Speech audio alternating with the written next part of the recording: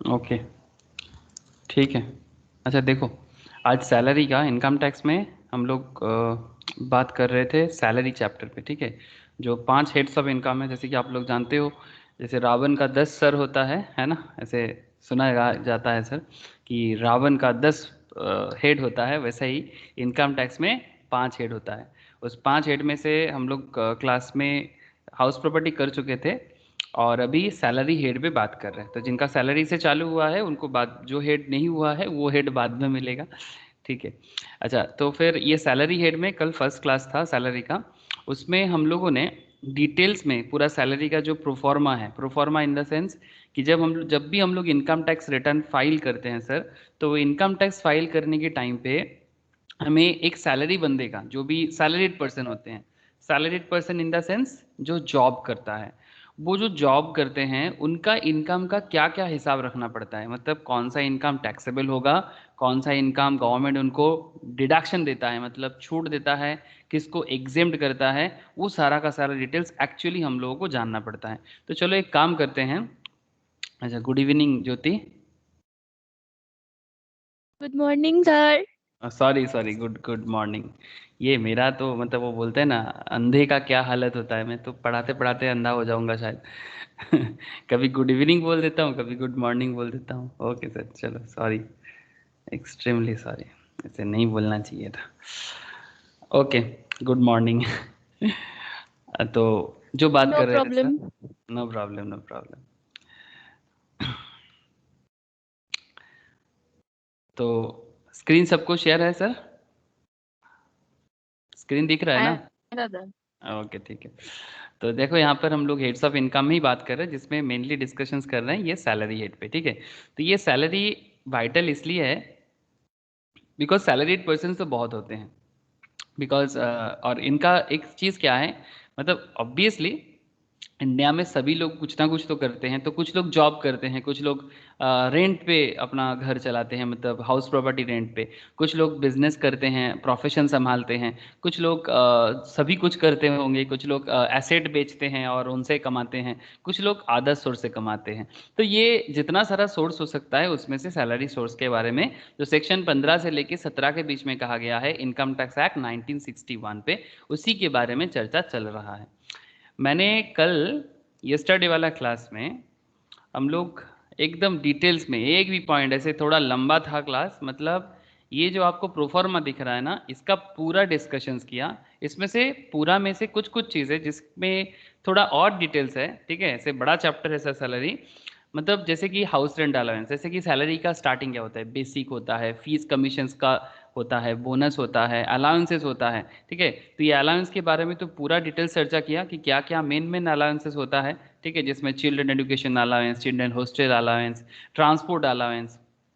फिर हम लोगों ने पाक्विजिट्स पे भी बातें की है, ठीक है सर, कि कौन सा पाक्विजिट्स टैक्सेबल हो सकता है, नॉन टैक्सेबल हो सकता है। उसके अंदर भी रेंट फ्री अकोमोडेशंस का डिटेल्स में चर्चा की है। तो जो जो एक सैलरीड पर्सन के लिए टैक्सेबल एंड उसके अंदर एग्जेम्पशंस या डिडक्शंस हो सकता है, उसका मैंने चर्चा किया। लेकिन आज तो सर कुछ कैलकुलेशंस करना है, ताकि आप लोग धीरे धीरे पूरा सैलरी के साथ कनेक्टेड हो जाओ। तो थोड़ा कुछ अंदर वाला प्रोविजंस करने के बाद, जैसे आज मेनली मैं आप लोगों को तो थोड़ा सैलरी का कुछ क्वेश्चंस कराऊंगा कि क्या होता है सैलरी, कुछ बेसिक क्वेश्चन कराऊंगा। एकदम बड़े बड़े क्वेश्चंस तो थोड़ा टाइम लगेगा, लेकिन बेसिक क्वेश्चंस लाइक जैसे यहाँ पर मैंने आप लोगों को कल बोला था कि रिटायरमेंट बेनिफिट के बारे में, जैसे कि ग्रेचुइटी। सर आप लोगों को पता है ग्रेचुइटी मिलता है, किसको मिलता है ग्रेचुइटी? आप लोगों को ये भी पता होगा पेंशन मिलता है, ग्रेचुइटी हाँ सर। पेंशन, हाँ। तो ये ग्रेचुइटी पेंशन जब कोई बंदा जॉब करता है, कोई भी इंसान, ठीक है, तो उनका देखना कि उनके लाइफ मतलब जॉब का जितना ड्यूरेशन है उसके अंदर ना उसको ये सब चीज़ें मिलता है। Gratuity normally end of the job का करियर जब एंड होता है, से फॉर एग्जांपल कोई इंसान अपने 30 इयर्स के एज में जॉब में एंट्री लिया और 60 इयर्स के एज में या 65 के एज में उनका जॉब कंप्लीट हो रहा है, तो 35 ईयर्स एक ऑर्गेनाइजेशन के काम करने के बावजूद उनको एक ग्रेट्यूटीज मिलता है, ग्रेट्यूटीज लाइक गिफ्ट, ओके। पेंशन, जैसे कि वो अपने जॉब कंप्लीट होने के बाद अपना गुजारा कर सके, ठीक है, उसके लिए थोड़ा अमाउंट कुछ है, ठीक है, वो डिपेंड करता है कि पेंशन का अमाउंट, ठीक है, कंपनी टू कंपनी वैरी करता है कि किस कंपनी का क्या पेंशन स्कीम है। तो पेंशन स्कीम क्या है वो नहीं है, बट ये पेंशन स्कीम का कितना अमाउंट टैक्सेबल है और कितना अमाउंट टैक्सेबल नहीं है वो हमारे लिए इंपॉर्टेंट है। मतलब सैलरी, पेंशन भी तो पार्ट ऑफ सैलरी है ना, जो लोगों को रिटायरमेंट के बाद मिलता है। तो इसी तरह में पेंशन के अंदर कम्यूटेड अनकम्यूटेड वाला एरिया है। तो आज मैं आप लोगों के साथ मेनली चर्चा करना चालू करूंगा, दैट इज ये जो रिटायरमेंट बेनिफिट का एरिया मैं बता रहा हूँ ना, ये रिटायरमेंट बेनिफिट के एरिया में एक एक करके चर्चा होगा, जिसमें ग्रेचुइटी, पेंशन, सब एक एक करके, जिसमें सेक्शन 10 सबसेक्शन 10 का चर्चा होगा, सेक्शन 10 सबसेक्शन 10 ए का चर्चा होगा, ठीक है। जैसे ग्रेचुइटी में section 10 subsection 10, pension is section 10 subsection 10 ए।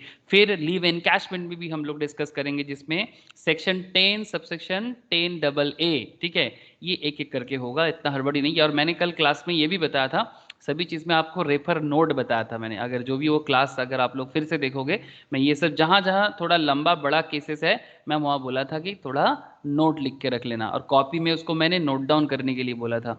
मैं चाहता तो एक एक करके लिखा सकता था, बट मुझे लगा कि इतना तो आप लोग ज़रूर रिस्पॉन्सिबल होंगे कि अपनी कॉपी में ये प्रोफार्मा को लिस्ट डाउन ज़रूर किए होंगे, और फिर उसके हिसाब से आप अपना नोट बनाते जाओ। सर अपना नोट बहुत वाइटल होता है सर, किताब में तो है, मैंने ये शेयर भी किया सबके साथ, तो लेकिन प्लीज़ अपनी कॉपी में नोट बनाना। तो चलो सर, मैं थोड़ा क्वेश्चंस वगैरह चालू करता हूँ, ठीक है। तो यही मतलब जो प्रोफार्मा में अंदर मैंने बोला, उसी को आज क्या करना है, आज के बाद जितना आगे आगे जाएंगे, एक्चुअली यही पूरा का पूरा सैलरी का शीट है, जिसको सैलरी शीट भी बोल सकते हैं आप, ठीक है। तो सैलरी शीट के अंदर एक एक करके सारा का सारा डिटेल्स को चर्चा करना है, ठीक है, तभी जाके आप सैलरी को एक्चुअली समझ पाओगे। And that is the concept of salary, एक एक करके चर्चा होगा और लास्ट में जाके कंप्लीशन होगा, लास्ट में जाके कंप्लीशन होगा।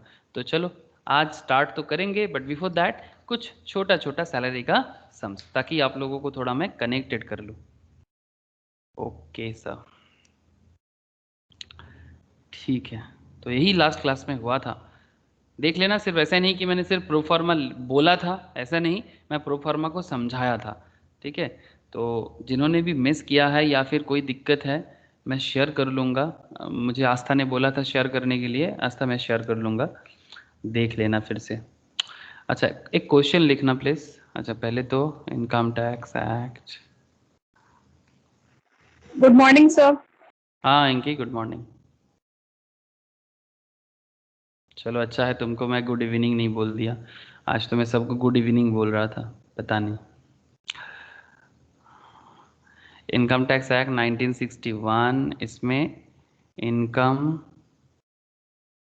Under the head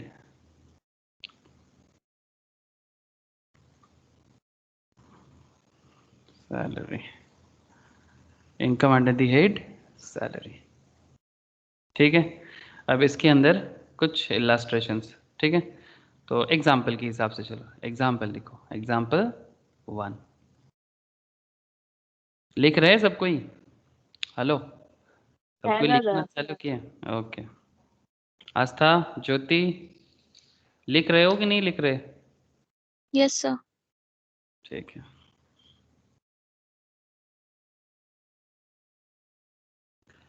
Mr. X, an employee of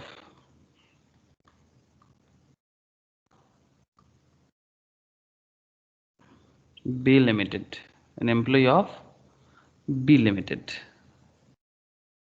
Read the following. Read the following during the. Sorry, read the. Receive लिखो इसको. Received the following. Received the following during the previous year 2021, ठीक है। Previous year 2021, ऐसे तो 2021 अभी खत्म हो गया कि चल रहा है, क्या बोलते हो? प्रीवियस ईयर 2021 चल रहा है, वेरी गुड सर। कब खत्म होगा? 31 मार्च। 1 अप्रैल 2020 को चालू हुआ था। अच्छा, एक बात याद आ गया, आज कोरोना का मतलब क्या बोलते हैं सर, 1 साल पूरा हुआ ना? एनिवर्सरी। हाँ एनिवर्सरी, कोरोना का एनिवर्सरी हो गया, मतलब लॉकडाउन चालू हुआ था, आज ही से चालू हुआ था ना? है दादा। हमें याद है कि आज लास्ट क्लास किए थे हम लोग बांगुर में, या फिर उससे पहले वाला दिन, आई थिंक 22 को लास्ट हुआ था और आज संडे था, ऐसा कुछ था। 22nd 22nd नहीं 20, हाँ 22nd को लास्ट हुआ था, फिर 24 को লকডাউন চালু हो गया था। 22nd আমি তোমায় ফোন করেছিলাম, দাদা খুব ছড়িয়ে যাচ্ছে বলা হচ্ছে, তুমি কি ক্লাস করাবে কি অফ রাখবে? তখন তুমি বললে না না করাবো। আবার তুমি বিকেলে আমায় ফোন করে বললে হ্যাঁ রনক ক্লাসে এখন ছেলেমেয়েরা আসছে না, এরকম করে করানোর থেকে অফ করাটাই দরকার। আর সত্যিকারই লকডাউন হয়ে গেল।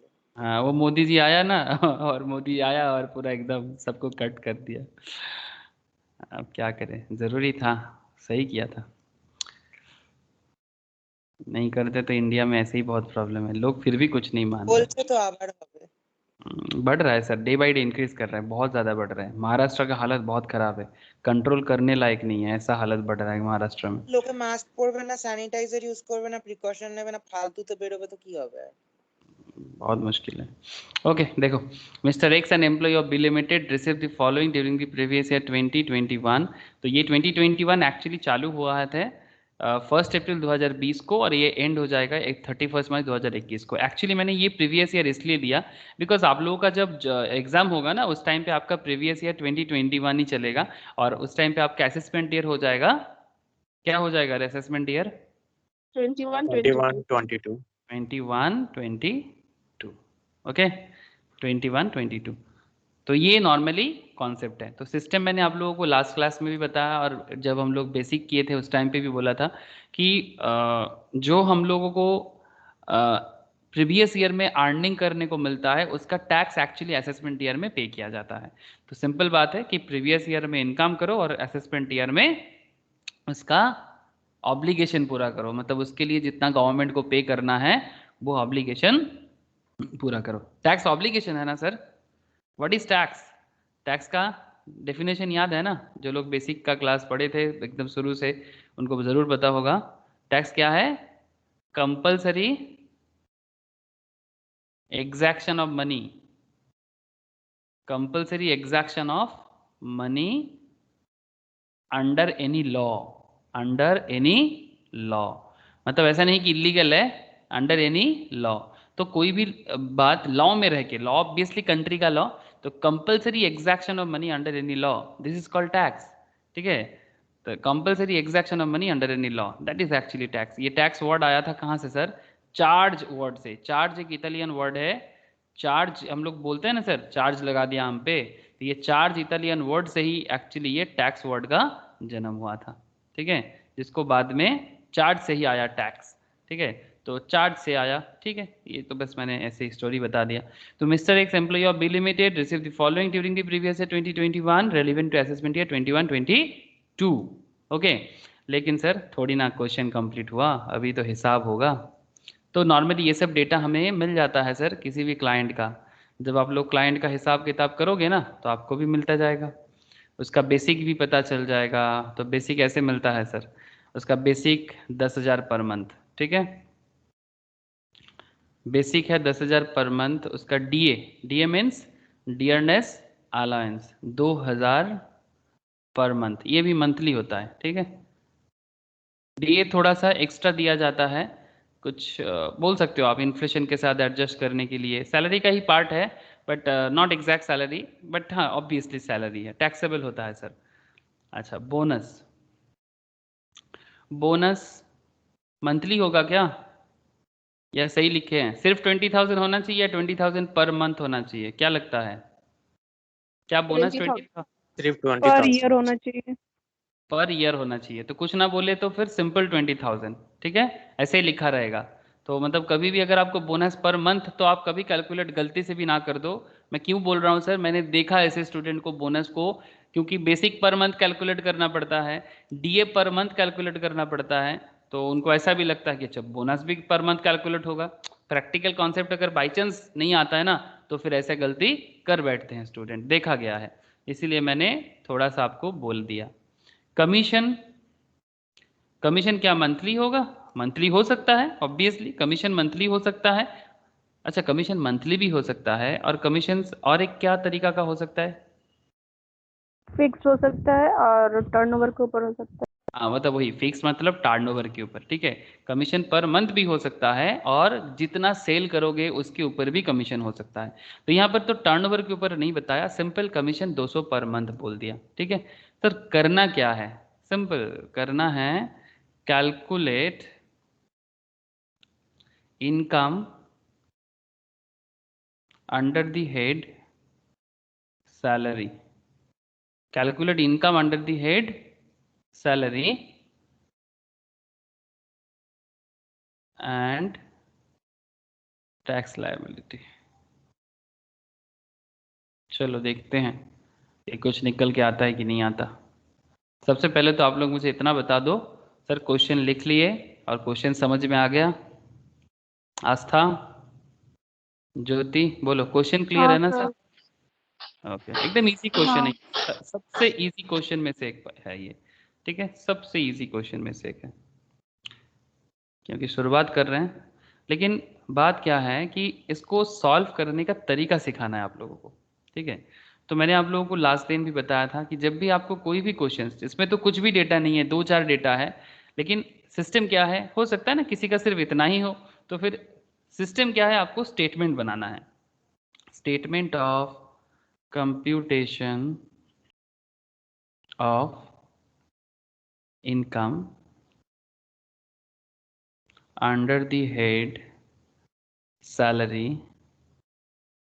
फॉर प्रीवियस ईयर 2021, और जो भी एज पर क्वेश्चन, ठीक है। तो यहाँ पर क्वेश्चन में 2021 बताया, तो फिर मैं 2021 के हिसाब से करा रहा हूँ आपको, ओके। और जो भी क्वेश्चंस में रहेगा, अगर 1920 होगा तो ऑब्वियसली आप 1920 यूज़ करोगे, ठीक है, जैसे क्वेश्चंस में आपको मिलेगा। लेकिन हाँ, रेट वगैरह जो भी आपको करेंटली पता है वही आप यूज़ करना, नॉर्मली वही होता है। अच्छा बोलो, यहाँ पर जो डेटा था ये सब मंथ में दिया हुआ है, लेकिन आपका इनकम टैक्स लायबिलिटी क्या मंथली कैलकुलेट करना चाहिए या एनुअल कैलकुलेट करना चाहिए? मतलब क्या टैक्स आप, इनकम टैक्स क्या आप पर मंथ बेसिस में देते हो? हाँ सर, क्या income tax annual basis. Annual basis में देते हैं? इसीलिए दैट इज वाई, मतलब आपका कैलकुलेशन आप मंथली बेसिस में करो या एनुअल बेसिस में करो, लेकिन टैक्स तो आपको एनुअली देना है ना।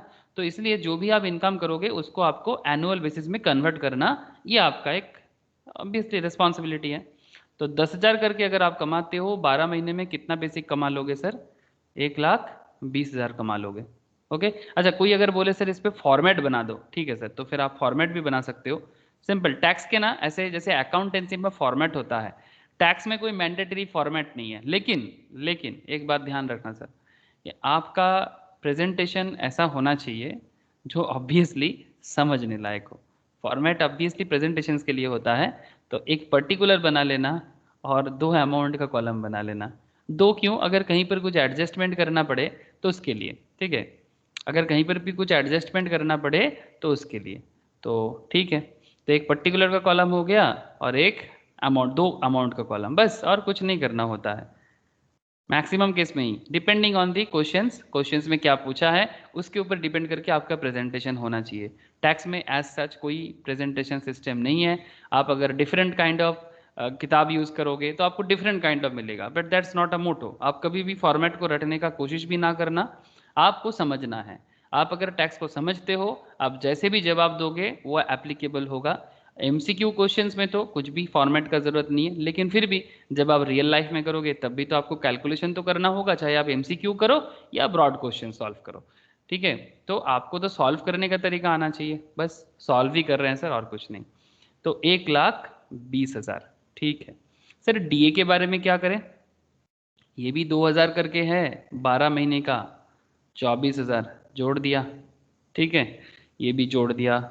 अच्छा, बोनस को भी जोड़ देना चाहिए, यस, बोनस एनुअली होता है सर, तो ये भी जोड़ देंगे, सिंपल है, सही है ना सर, एकदम 20,000। अच्छा, कमीशंस भी क्या कर देंगे? कमीशन, वो भी उसका सैलरी है, यहाँ पर तो मंथली कमीशन मिला है, तो 200 करके 12 महीने का कितना कमीशन मिल गया? 2400 का, है ना सर? 2400 का, ठीक है। ये वाला अमाउंट को मैंने यूज़ इसलिए नहीं किया क्योंकि मुझे लगा कोई एडजस्टमेंट नहीं है, इसलिए जब एडजस्टमेंट होगा ना तो ये सारा का सारा डिटेल्स अंदर में लिखेंगे और आउटर में निकाल लेंगे दूसरे पॉइंट को, ठीक है। यहाँ पर मैंने जस्ट ऐसे ही कर दिया। तो ग्रॉस सैलरी, ऐसा केसेस में आप एक ही अमाउंट का कॉलम यूज़ करो, यही ज़्यादा बेहतर है जहाँ एडजस्टमेंट ना हो, ठीक है। आप बात मेरा समझ रहे हो? अगर एडजस्टमेंट नहीं है तो फिर फालतू में अमाउंट का 2 कॉलम यूज़ करके क्या करोगे? तो दैट्स वाई ज़रूरी नहीं है, लेकिन नॉर्मल केस में देखा जाता है कि 2 अमाउंट का कॉलम यूज़ करने का एक टेंडेंसी होता है। तो ये सब जोड़ने के बाद आपको क्या मिल गया सर? Gross salary. तो कोई मुझे बताएगा ऐड करके कि सर कितना ग्रॉस सैलरी हुआ है? 146,400। वेरी गुड सर, 166,400, ठीक है। बस ऐड ही करना है, सम अप, और कुछ नहीं है। ये सिर्फ समेशन हुआ और कुछ नहीं हुआ। अच्छा, ग्रॉस सैलरी ऐड करने के बाद क्या इससे मैं कुछ लेस करूंगा? डिडक्शन। Very good sir. मैं आपको देखो सर कल का फॉर्मेट दिखा रहा हूँ, ठीक है सर। क्यों कल के फॉर्मेट में ऐसा क्या है? सर कल का फॉर्मेट नहीं है, ये तो सैलरी का फॉर्मेट है। ये देखो सर, मैंने बस मेरे पास जो डेटा था मैंने बस उसी डेटा को यूज़ किया, मैंने और कुछ नहीं किया, ठीक है। अब इसमें से सर सैलरी का क्वेश्चन टफ कब बन जाएगा? जब एडजस्टमेंट डिटेल्स मतलब बहुत सारा आ जाएगा। मेरे यहाँ पर क्या क्या था? बेसिक सैलरी था, फीस था, बोनस था, और अलाउंस में से सिर्फ डियरनेस अलाउंस था, और तो कुछ है ही नहीं, है ना। तो ये बस पहला 3-4 बेसिक्स में से ही दिया था, तो इसलिए मेरा क्वेश्चंस भी बढ़ा नहीं। अगर एचआरए रहता तो एचआरए का एडजस्टमेंट करना पड़ता, अगर चिल्ड्रन एजुकेशन अलाउंस रहता तो उसका एडजस्टमेंट करना पड़ता, हॉस्टल रहता, ट्रांसपोर्ट रहता, जो रहता उसका एडजस्टमेंट हमें या तो वर्किंग में करना पड़ता या फिर वहीं पर मुझे वर्किंग करा के मुझे दिखाना पड़ता। सब कुछ करने के बाद एकदम एंड पेज जो मैंने लास्ट क्लास में एक्चुअली बहुत डिटेल्स में ही आप लोगों को बताया था, वही चीज़ में मैं फिर से पहुंच रहा हूँ। सब कुछ ऐड करने के बाद आप देखो आपको क्या मिला था। जो भी डेटा आपके पास अवेलेबल होगा वही डेटा के बेसिस पे आपने क्या निकाल लिया सर? Gross salary. देख पा रहे हो ना सर? ये देखो sir, this is the gross salary. तो ये ग्रॉस सैलरी आपने कैलकुलेट कर लिया, एंड ग्रॉस सैलरी कैलकुलेट करने के बाद आपका रिस्पॉन्सिबिलिटी क्या है? आपको देखना है सर डिडक्शन अंडर सेक्शन 16 कुछ अवेलेबल है कि नहीं है। तो सर अवेलेबल कुछ हो ना हो, स्टैंडर्ड डिडक्शंस जो है ये तो मिलने का ही है ना 50,000 का। तो standard deduction under section 16 subsection I A, ये तो सभी को मिलेगा। अमाउंट ऑफ अच्छा under section 16 I A min amount of salary और 50,000 which ever is less, amount of salary और 50,000 which ever is less। तो ये अमाउंट ऑफ सैलरी और 50,000 which ever is less, हमारे पास यहाँ पर तो ज़्यादा सैलरी का डिटेल्स कुछ है नहीं, बट फिर भी अगर हम लोग इसको यूज़ करने का कोशिश करें तो फिर हमें बेसिक्स तो मिला था। तो अमाउंट ऑफ सैलरी कितना है? बेसिकली ये बेसिक्स, डीए, बोनस, कमीशन, ये सब ऐड हो जाता है सैलरी के अंदर। तो अगर ये 50,000 नहीं होगा, ठीक है, तो 50,000 ही आ जाएगा। तो ऑब्वियसली ये अमाउंट जो है ये हायर अमाउंट है, तो लेस तो 50,000 ही है ना सर। तो फिर 50,000 ही हमारा स्टैंडर्ड डिडक्शन में आ जाएगा। Standard deduction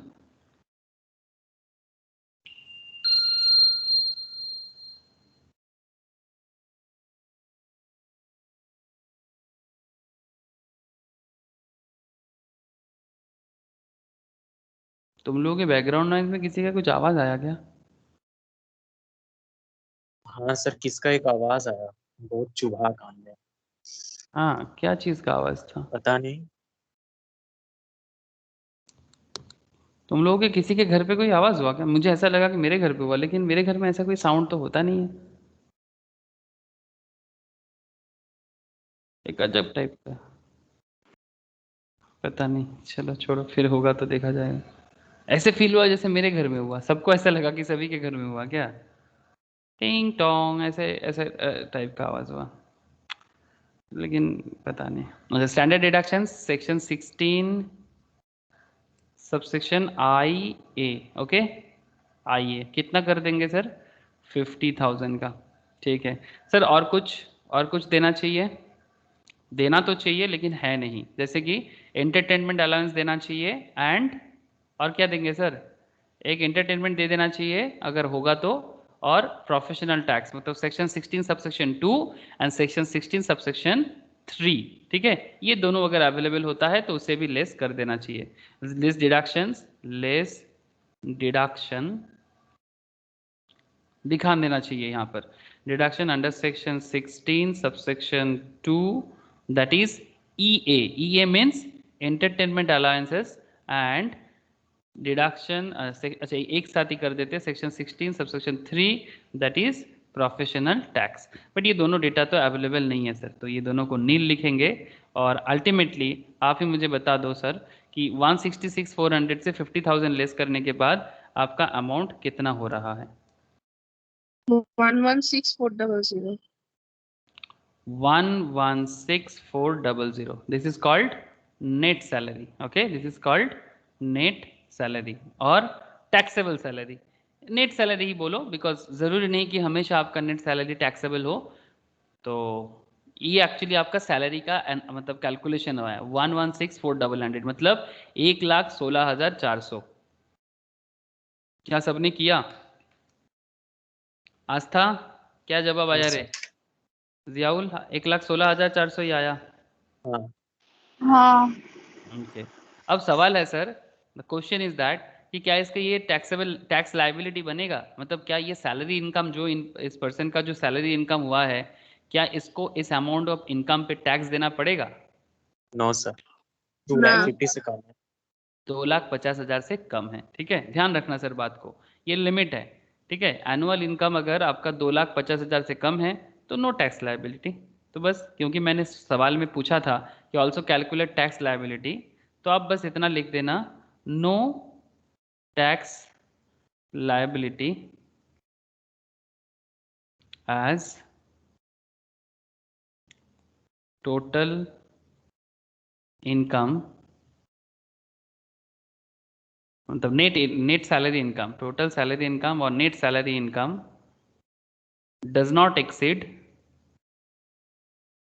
not exceed basic exemption limit, basic exemption limit, ठीक है ना। बस ऑफ 2,50,000, 2,50,000 को क्रॉस नहीं कर रहा है, सो यहाँ पर टैक्स लायबिलिटी नहीं बनेगा। अगर 2,50,000 से ऊपर जाता तो हम लोग कैलकुलेट करते, ठीक है। ये एकदम सिंपल बेसिक कुछ डेटा था, जो डेटा के हिसाब से हम लोगों ने देखा कि सैलरी इनकम कैसे कैलकुलेशन होता है। लेकिन धीरे धीरे हम लोग अपना जो स्प्रेड है, जो ब्रेड है सैलरी का, उसमें हम लोग और ज़्यादा ट्रिकी कॉन्सेप्ट में धीरे धीरे पहुंचेंगे, जिसमें सारा का सारा एडजस्टमेंट रहेगा मोस्ट प्रोबेबली, ठीक है। तो क्लियर हुआ ना सर? बेसिक कॉन्सेप्ट क्लियर हुआ कि एक्चुअली ये करना होता है। एक्चुअली हमें कहाँ तक पहुंचना है कि हमें ये देखना है कि income under the head salary उसका कितना हो रहा है, नेट सैलरी और income under the head salary, ठीक है। ये जो income under the head salary है, इसी के लिए इतना माथा बची, ठीक है। अब ये कैलकुलेशन हो जाए तो फिर अब देख लेना पड़ेगा। अच्छा और भी चीज देखना है, कंप्लीट सम्स भी आता है सर। कंप्लीट सम्स में क्या होता, जो आप लोगों को मैंने बताया ना 5 हेड्स ऑफ इनकम, ठीक है, एकदम स्टार्टिंग में जैसे कि 5 हेड्स ऑफ इनकम का ये देखो एक प्रोफार्मा मैंने आप लोगों को सेक्शन वाइज बता के रखा कि कहाँ से कहाँ तक बोला हुआ है। तो से फॉर एग्जाम्पल किसी का अलग अलग हेड्स ऑफ इनकम है, तो उसमें सैलरी इनकम का ये डिटेल्स आपके पास आया है, उसका हाउस प्रॉपर्टी इनकम भी होगा, ठीक है। तो अगर sir house property plus salary, ठीक है, salary income plus house property income, ये दोनों मिलके अगर 2,50,000 क्रॉस कर जाए तो क्या टैक्स लायबिलिटी होगा? हेलो, अगर सैलरी हाउस प्रॉपर्टी या सैलरी बिजनेस या हाउस प्रॉपर्टी कैपिटल गेन जो भी, मतलब मोर देन वन हेड मिला के अगर 2,50,000 क्रॉस कर जाए तो क्या टैक्स लायबिलिटी आएगा? हाँ हाँ यस सर, हाँ सर. ठीक है। अगर head more than one head आ जाए, ठीक है, और तो फिर इन दैट केस सैलरी का जो अमाउंट है ये आपका वर्किंग्स की तरह काम करेगा। ये जो 1,16,400 जो है ये बस वर्किंग की तरह काम कर लिया, ठीक है। अब आप जब टोटल इनकम करोगे तो फिर मैं आपके आगे बताऊंगा सर, जिसमें टोटल इनकम होगा, जिसमें अलग अलग हेड्स को मिलके फिर एक बनेगा। तो पहले हम लोग एक एक चैप्टर तो पहले थोड़ा कर ले, उसके बाद टोटल इनकम होगा ना सर, जमकर होगा, उसमें पूरा का पूरा हर चैप्टर का रिविजन्स भी हो जाएगा, ठीक है सर। तो थोड़ा ये सब चीज़ें थोड़ा ध्यान में रखते हुए हम लोगों को चलना है, ठीक है, नो इशू। ओके चले, कहाँ चले, सम्स और एग्जाम्पल लिखो सर। इजी इजी बहुत खेल लिए, अब धीरे धीरे टफ में पहुंचेंगे, लेकिन पहले मैं थोड़ा सा बैकग्राउंड आप लोगों को बना दूं। अच्छा, एक क्वेश्चन लिखो। Example 2, mister x, an employee of P Limited, an employee of P Limited, ठीक है, employee of P Limited, given the following information, given the following info, okay, following information, okay, for the previous year 2021, ठीक है, ये आपको बता के रखा है। अच्छा, बेसिक क्या बता के रखा आपको? बेसिक बोला 12,000 पर मंथ। क्या बोला सर? 12,000 पर मंथ का आपको बेसिक बोला है।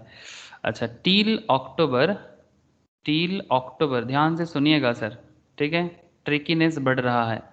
Till October 2013, till October 2013 and, अच्छा तो 13 नहीं करो इसको, 12,000 पर मंथ, तो इसको आप कर दो 2020, 12,000 पर मंथ टिल अक्टूबर 2020, यही कर दो।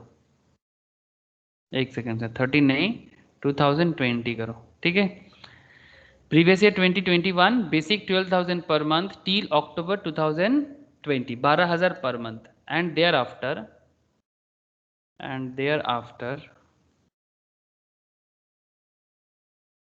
15,000 पर मंथ। कितना है sir? 15,000 per month, okay okay. Sir DA का डिटेल्स भी लिख लो, बेसिक का डिटेल समझ गए। 20% ऑफ बेसिक, डीए क्या है? 20% ऑफ बेसिक पे, ठीक है। ब्रैकेट में लिखना 40% for RB, RB means retirement benefit, 40% for retirement benefit, RB means retirement benefit. इसका यूज सिखाऊंगा सर, थोड़ा वेट कर जाओ। सारा का सारा मतलब 20% फॉर बेसिक, बेसिक पे 20% ऑफ बेसिक पे नॉर्मल डीए है, और ये 40% कब यूज करना है ये भी वे बात करेंगे कि रिटायरमेंट बेनिफिट के टाइम पे आप डीए को कैसे यूज कर पाओगे, ठीक है। अच्छा ठीक है, सब धीरे धीरे निकलेगा एक एक करके। कमीशन, लेकिन मन लगा के सुनो please. Commission 1% of turnover, 1% of turnover, ये आपको बोल के रखा। Turnover of previous year, turnover of previous year 2021 is rupees का साइन लगा दो sir, 5 lakh rupees, 5 lakh. Turnover of previous year 2021 is rupees 5 lakh, ठीक है ओके। और कुछ डेटा? यस सर, और भी कुछ डेटा होगा, लाइक बोनस इक्वल्स टू 30,000। अच्छा, कैलकुलेट करने के लिए क्या बोला है sir? Calculate income under the head salary, बस। थोड़ा डेटा ज़्यादा हुआ है, ठीक है, बट क्वेश्चन स्टिल ईजीएस्ट में, मतलब इजी लेवल में ही है। क्वेश्चन इजी लेवल का ही है, ये एकदम इजी लेवल का है। Mister X an employee of P limited given the following information for previous year 2021। Basic है 12,000 पर मंथ का टील अक्टूबर 2020 तक का, उसके बाद 15,000 पर मंथ का। डीए है 20% of basic pay, 40% for retirement benefit. Retirement benefit मतलब समझ में आ गया ना सर? वही पेंशन, ग्रेचुइटी उस टाइम पे यूज होगा, लीव एनकैशमेंट जो रिटायरमेंट के बेनिफिट में मिलता है। I will discuss details. अच्छा, commission 1% of turnover of previous year 2021 is rupees 5 lakh. Bonus बोल दिया 30,000, आपको बोला है आप सैलरी का इनकम कैलकुलेट करो, हो जाएगा? हाँ सर, चलो जिनका होगा करते जाओ, मेरे भी आंसर मैच कराते हुए चलो। स्टेटमेंट ऑफ, एक क्वेश्चन समझ में आया रे सबको? हेलो, हाँ sir. Statement of computation of income under the head salary for TY क्या हो जाएगा 2021। Okay, assessment year 21-22।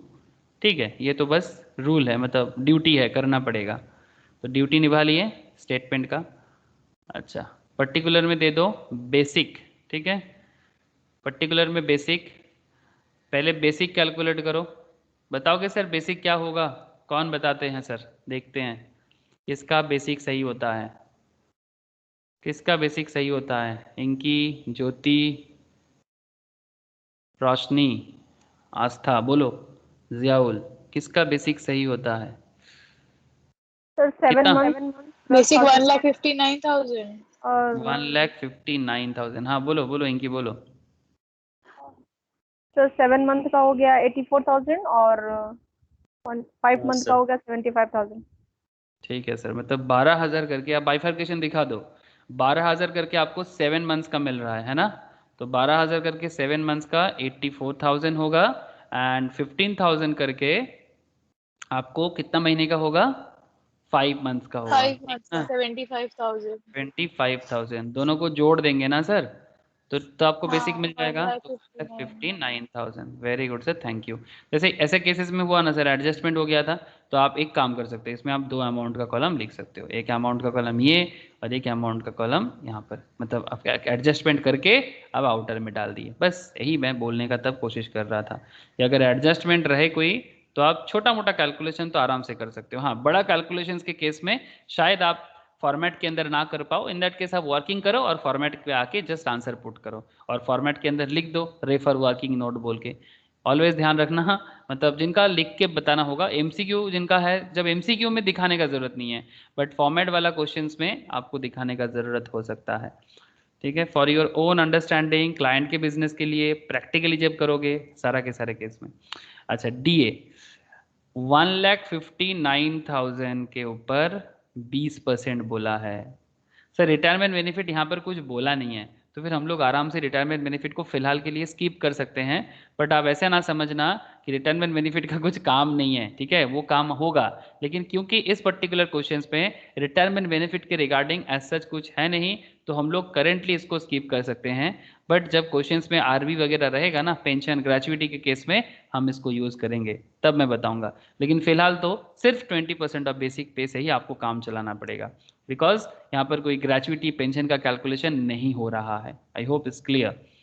बताओ सर कितना होगा? 318,000 31,800। 31,800। Thank you sir. Okay, DA हो गया। कमीशन क्या करे? कमीशन 1% 5,000। कमीशन का 1% ऑफ 5 लाख, है ना? 1% ऑफ 5 लाख, यही बोला था। 1% on turn yes over, sir. तो 5 लाख का 1% कितना हो जाएगा? 15,000। 5,000 5,000 5,000। सर। 5,000। अच्छा, मैंने अच्छा एक सेकेंड थोड़ा चेंज कर लो ना, नहीं तो आंसर मैच नहीं करेगा मेरे साथ। मैंने ये 5 लाख बोला था ना, इसको ना आप लोग 15 लाख कर दो। आप लोग सही बोल रहे हो, लेकिन जस्ट डेटा को मैच कराने के लिए ऐसे आप लोग सही बोले हो। यू आर नॉट रॉन्ग, ये जस्ट 15 लाख कर दो। मैंने गलती से लिखाने के टाइम पे डेटा को मिस कर दिया था। Just put it 15 lakh. इसको 15 लाख कर देना सर। 2021 का टर्नओवर को 15 लाख कर देना। तो ये अगर 15 लाख हो जाए तो फिर आपका 1% कितना हो जाएगा? 15,000। 15,000। बस ठीक है, not a big deal, but just for matching the data. 15,000। और क्या आइए, और क्या आएगा? और कुछ बोनस? Bonus bonus 30,000। 30,000 चलो दे दो 30,000। बस, और कुछ नहीं आएगा। ग्रॉस सैलरी बता दो सर। 2,35,800 gross salary 235,800। ठीक है, 235,800 ये आ गया आपका ग्रॉस सैलरी। ठीक है, अब ग्रॉस सैलरी के बाद क्या करना चाहिए? Standard deduction.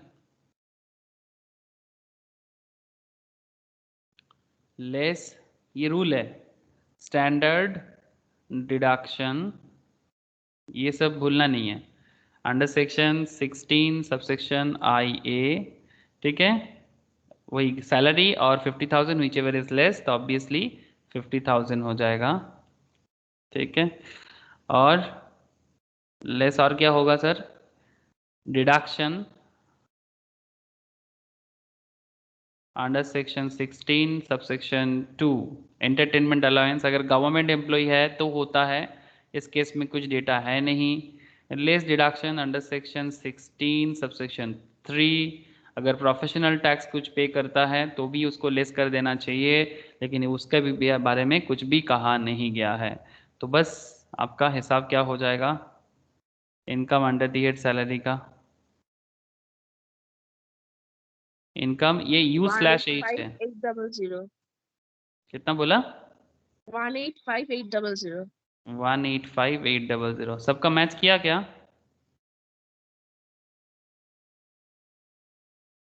वन 185,800 हो गया, सबका मैचिंग कर रहे हैं? हाँ सर।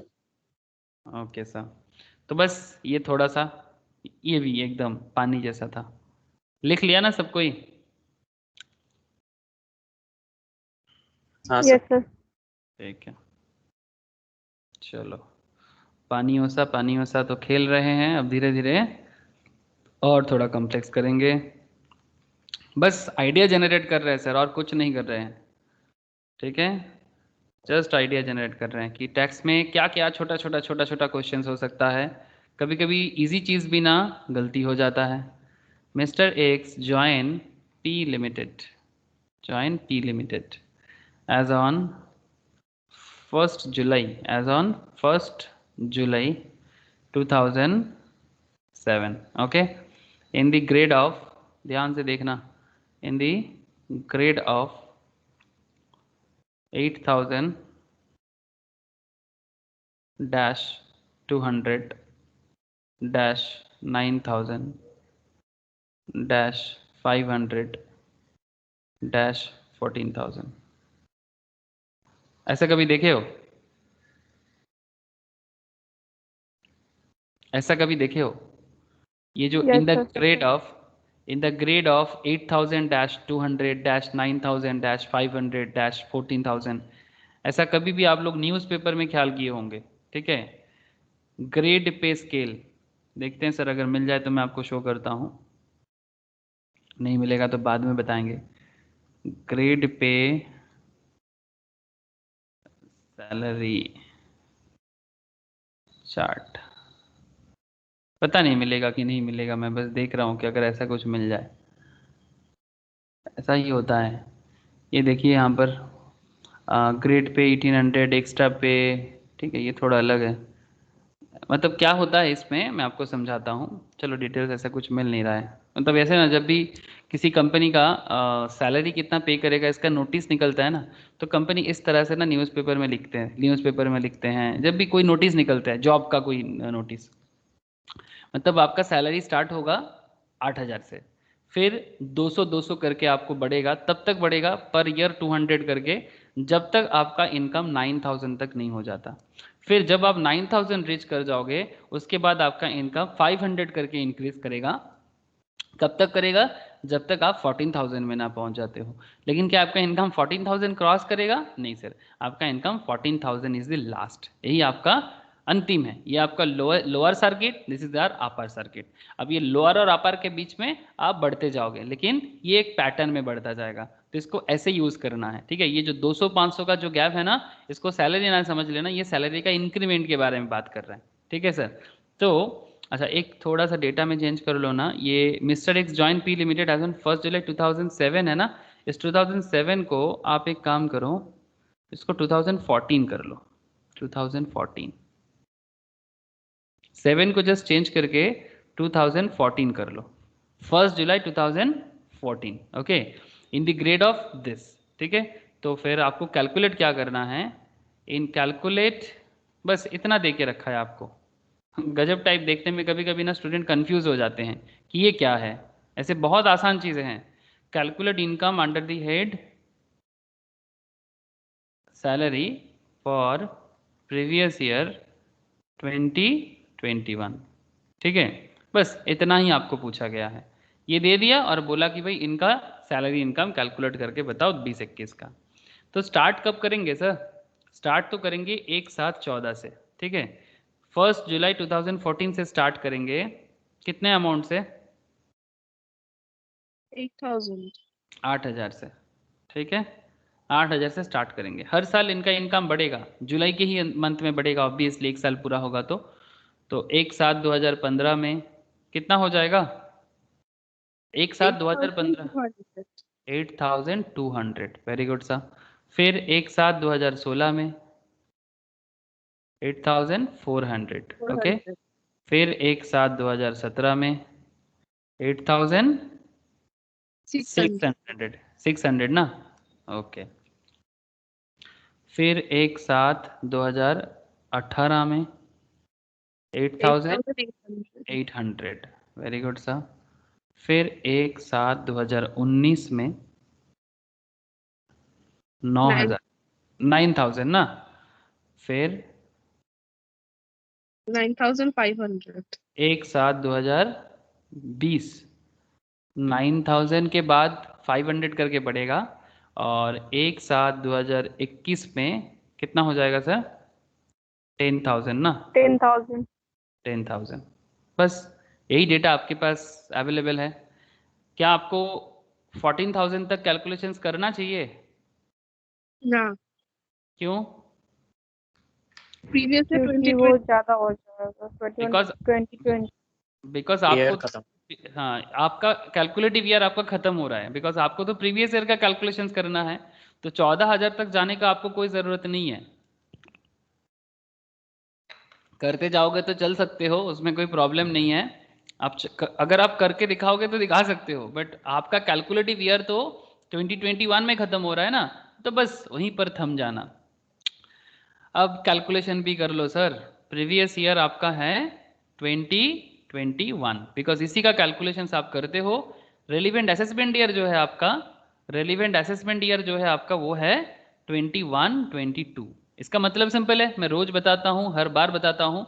असेसमेंट ईयर में बैठ के, असेसमेंट ईयर में बैठ के आप 20-21 का हिसाब करते हो, इसीलिए रेलिवेंट असेसमेंट ईयर का कॉन्सेप्ट में बार बार कनेक्ट कर रहा हूँ। लेकिन आपके लिए इंपॉर्टेंट हमेशा प्रीवियस ईयर का डेटा होता है। आपको बता दूं, असेसमेंट ईयर का सिर्फ इतना ही रेस्पॉन्सिबिलिटीज होता है कि उस पर्टिकुलर ईयर में इनकम को कैलकुलेट किया जाता है, और लेकिन डेटा जो होता है वो ऑलवेज आपका प्रीवियस ईयर का ही डेटा होता है। ओके, बाकी काम तो आप लोग मुझे बता दोगे।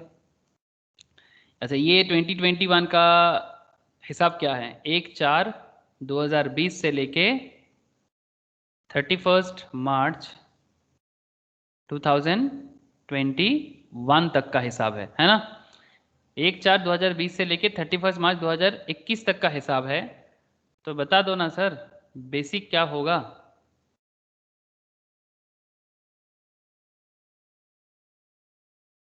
किससे मुझे जवाब मिलेगा? मैं 2 मिनट वेट करूंगा, किसी से मुझे जवाब मिले तो मैं बड़ा खुश हो जाऊंगा। 70,500। 70,500 पूरा बेसिक बता रहे हैं? हाँ। पता नहीं सर, मैच तो नहीं कर रहा है। 1,18,500। 1,18,500। और किसी का फर्दर दूसरा कोई?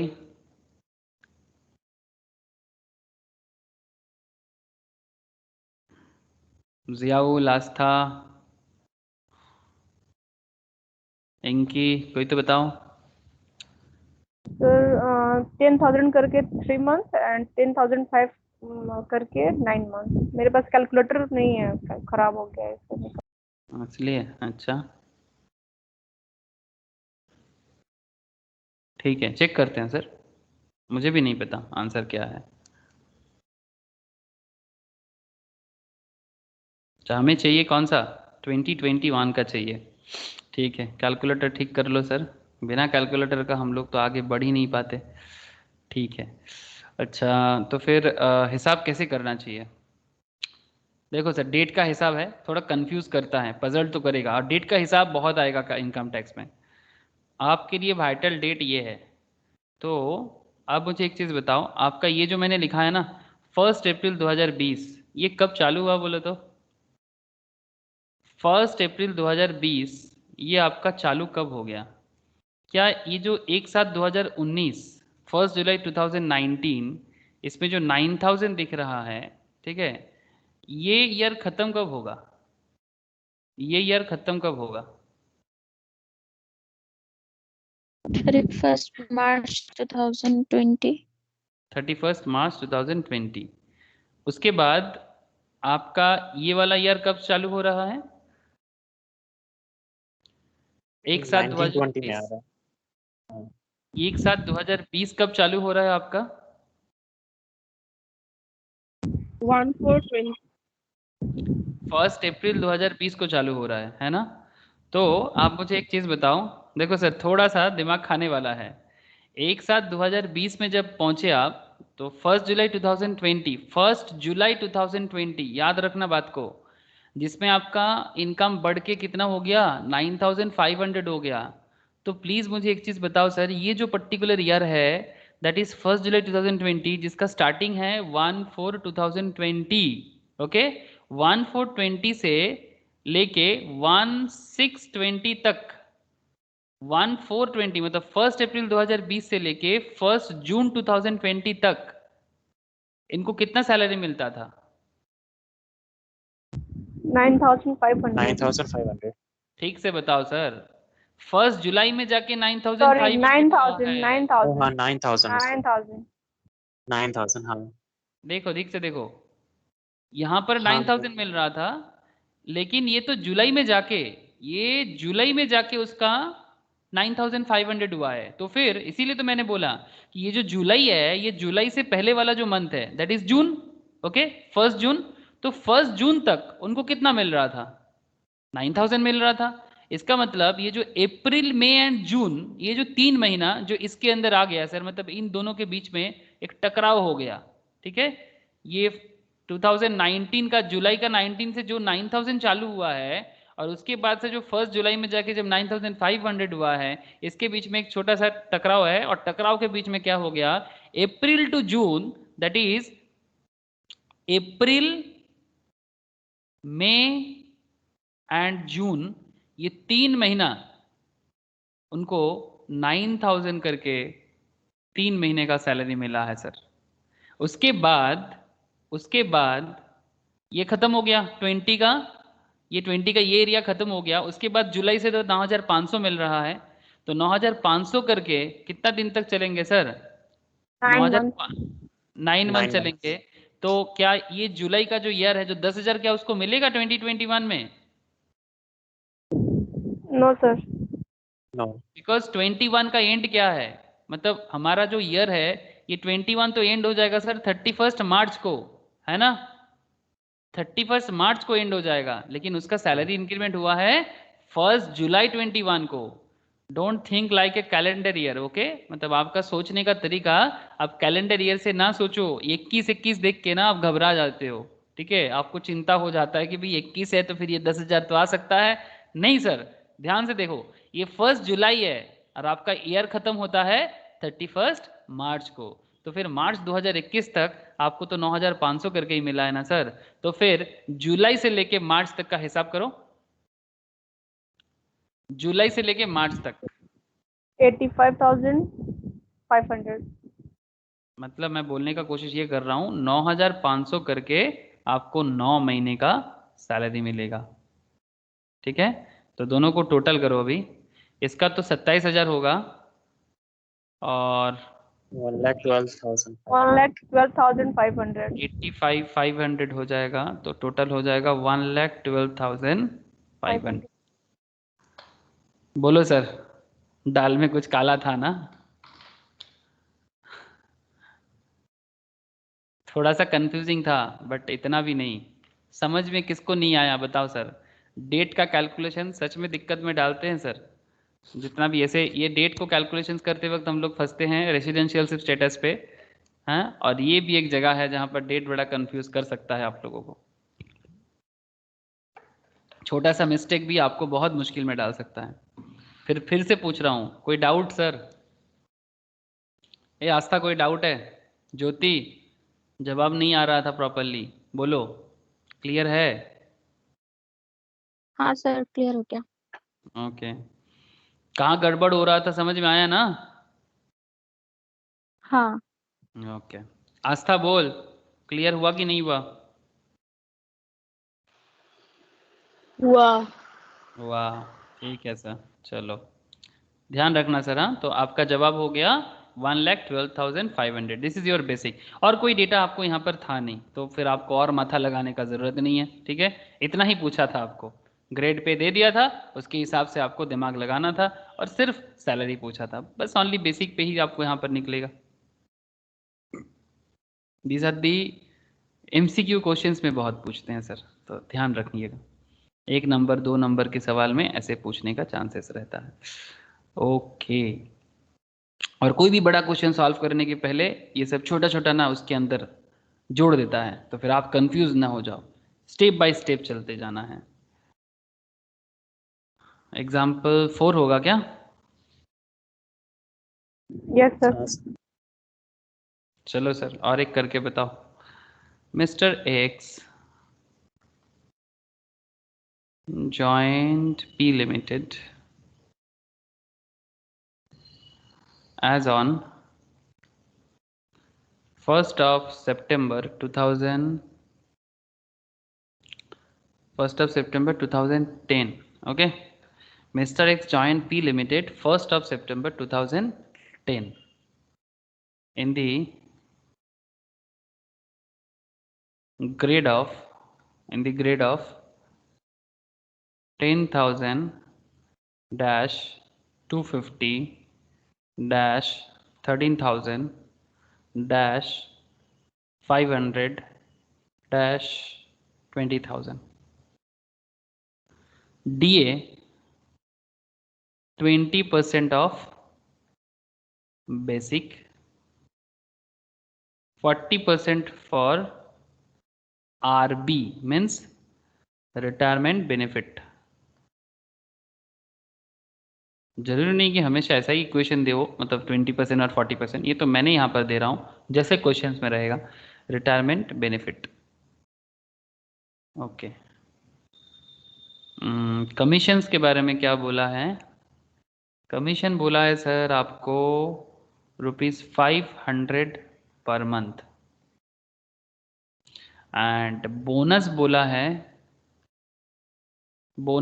है 30,000। ठीक है, बस इतना बोला है। एंड अब बोला कैलकुलेट करके बताओ income under the head salary for previous year 2021। ठीक है, 2020-2021 हो जाएगा। हाँ, क्या ट्राई करोगे? Yes sir. क्या? यस। ओके, करो करो करो।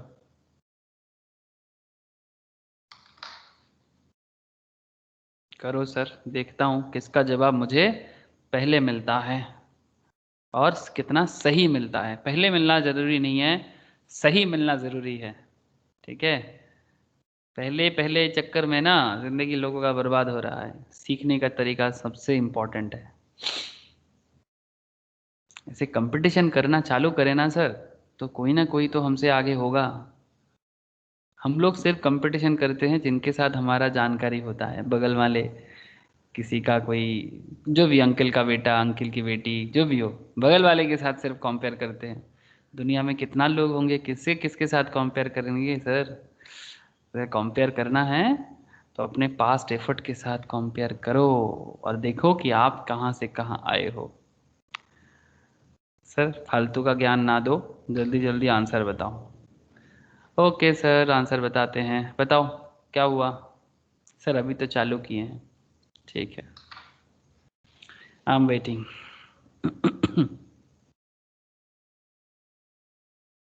आजकल एक टी शर्ट निकला है, आप लोगों को देखा? ये क्या बोलते हैं टी शर्ट में, क्या लिखा रहता है? ये रौनक के पास एक ऐसा टी शर्ट है। बेहतर यही होगा कि आप ज्ञान ना दो। ये रौनक का आवाज़ बहुत देर तक मुझे नहीं मिला। रौनक तो है क्लास में? No sound. कहाँ चला गया पता नहीं। अरे कर रहे हो कि नहीं? हाँ ना, कुछ तो बोलो। यस सर, कर रहे हैं। ओके है करो। दादा। अच्छा ठीक है। अच्छा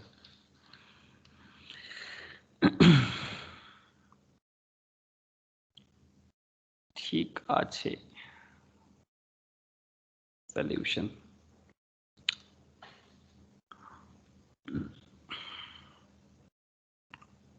चलो मैं भी स्टार्ट करूं। कहाँ से स्टार्ट करें? 1 सितंबर 2010 से स्टार्ट करेंगे। 1 सितंबर 2010, 1 सितंबर 2011, 1 सितंबर 2012, 1 सितंबर 2013। थोड़ा मेहनत का काम है, बुद्धि का काम कुछ नहीं दिख रहा है मुझे। 14, 1 सितंबर 2015, 1 सितंबर 2016, 1 सितंबर 17, 1 सितंबर 18, 1 सितंबर 19 and 1 सितंबर 20 and 1 सितंबर 21। बस ये ज़रूरी था। अच्छा सैलरी का भी हिसाब देख लेते हैं। 10,000, फिर आ जाएगा 10,250, फिर 10,500, फिर तो मेरा 10,750। हो गया हो गया जब 1 आप लाख 1,64,500। बेसिक हाँ टोटल बेसिक। नहीं 164,500। अभी डीए डीए ये सब कैलकुलेट नहीं किया है, मतलब सिर्फ ये। ठीक है, सिर्फ बेसिक ना। हाँ हाँ। कुछ तो गड़बड़ है, देख चेक कर। 10,750, 10 सर हम्म 1,51,750। कुछ तो गड़बड़ है। सर बोलो सर। 48,750। 147। कहीं कहीं मुझे ऐसा लग रहा है कि ठीक लग रहा है ये वाला आंसर। बाकी तो मैं करते वक्त बताऊंगा। कहीं ना कहीं मुझे ठीक लग रहा है। अच्छा 10,750, इसके साथ और 250 ऐड करेंगे तो कितना हो जाएगा सर? 11,000।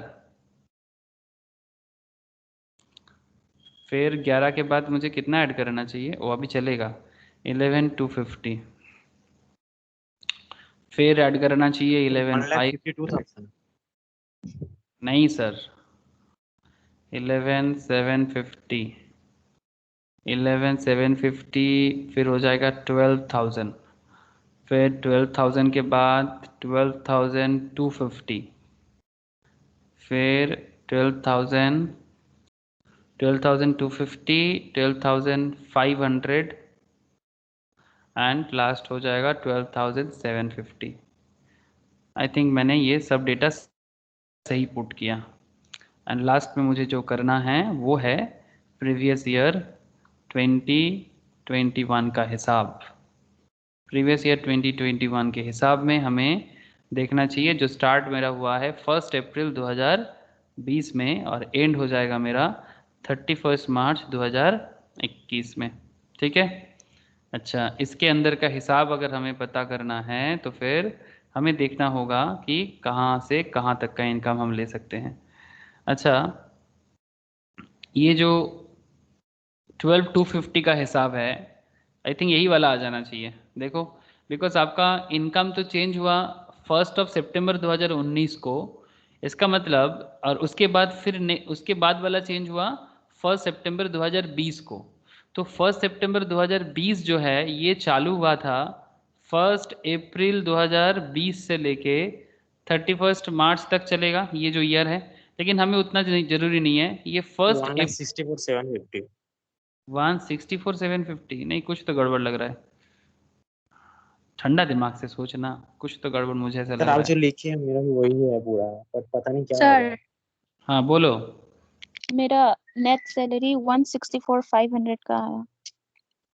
वो हो सकता है 164,500 का आया।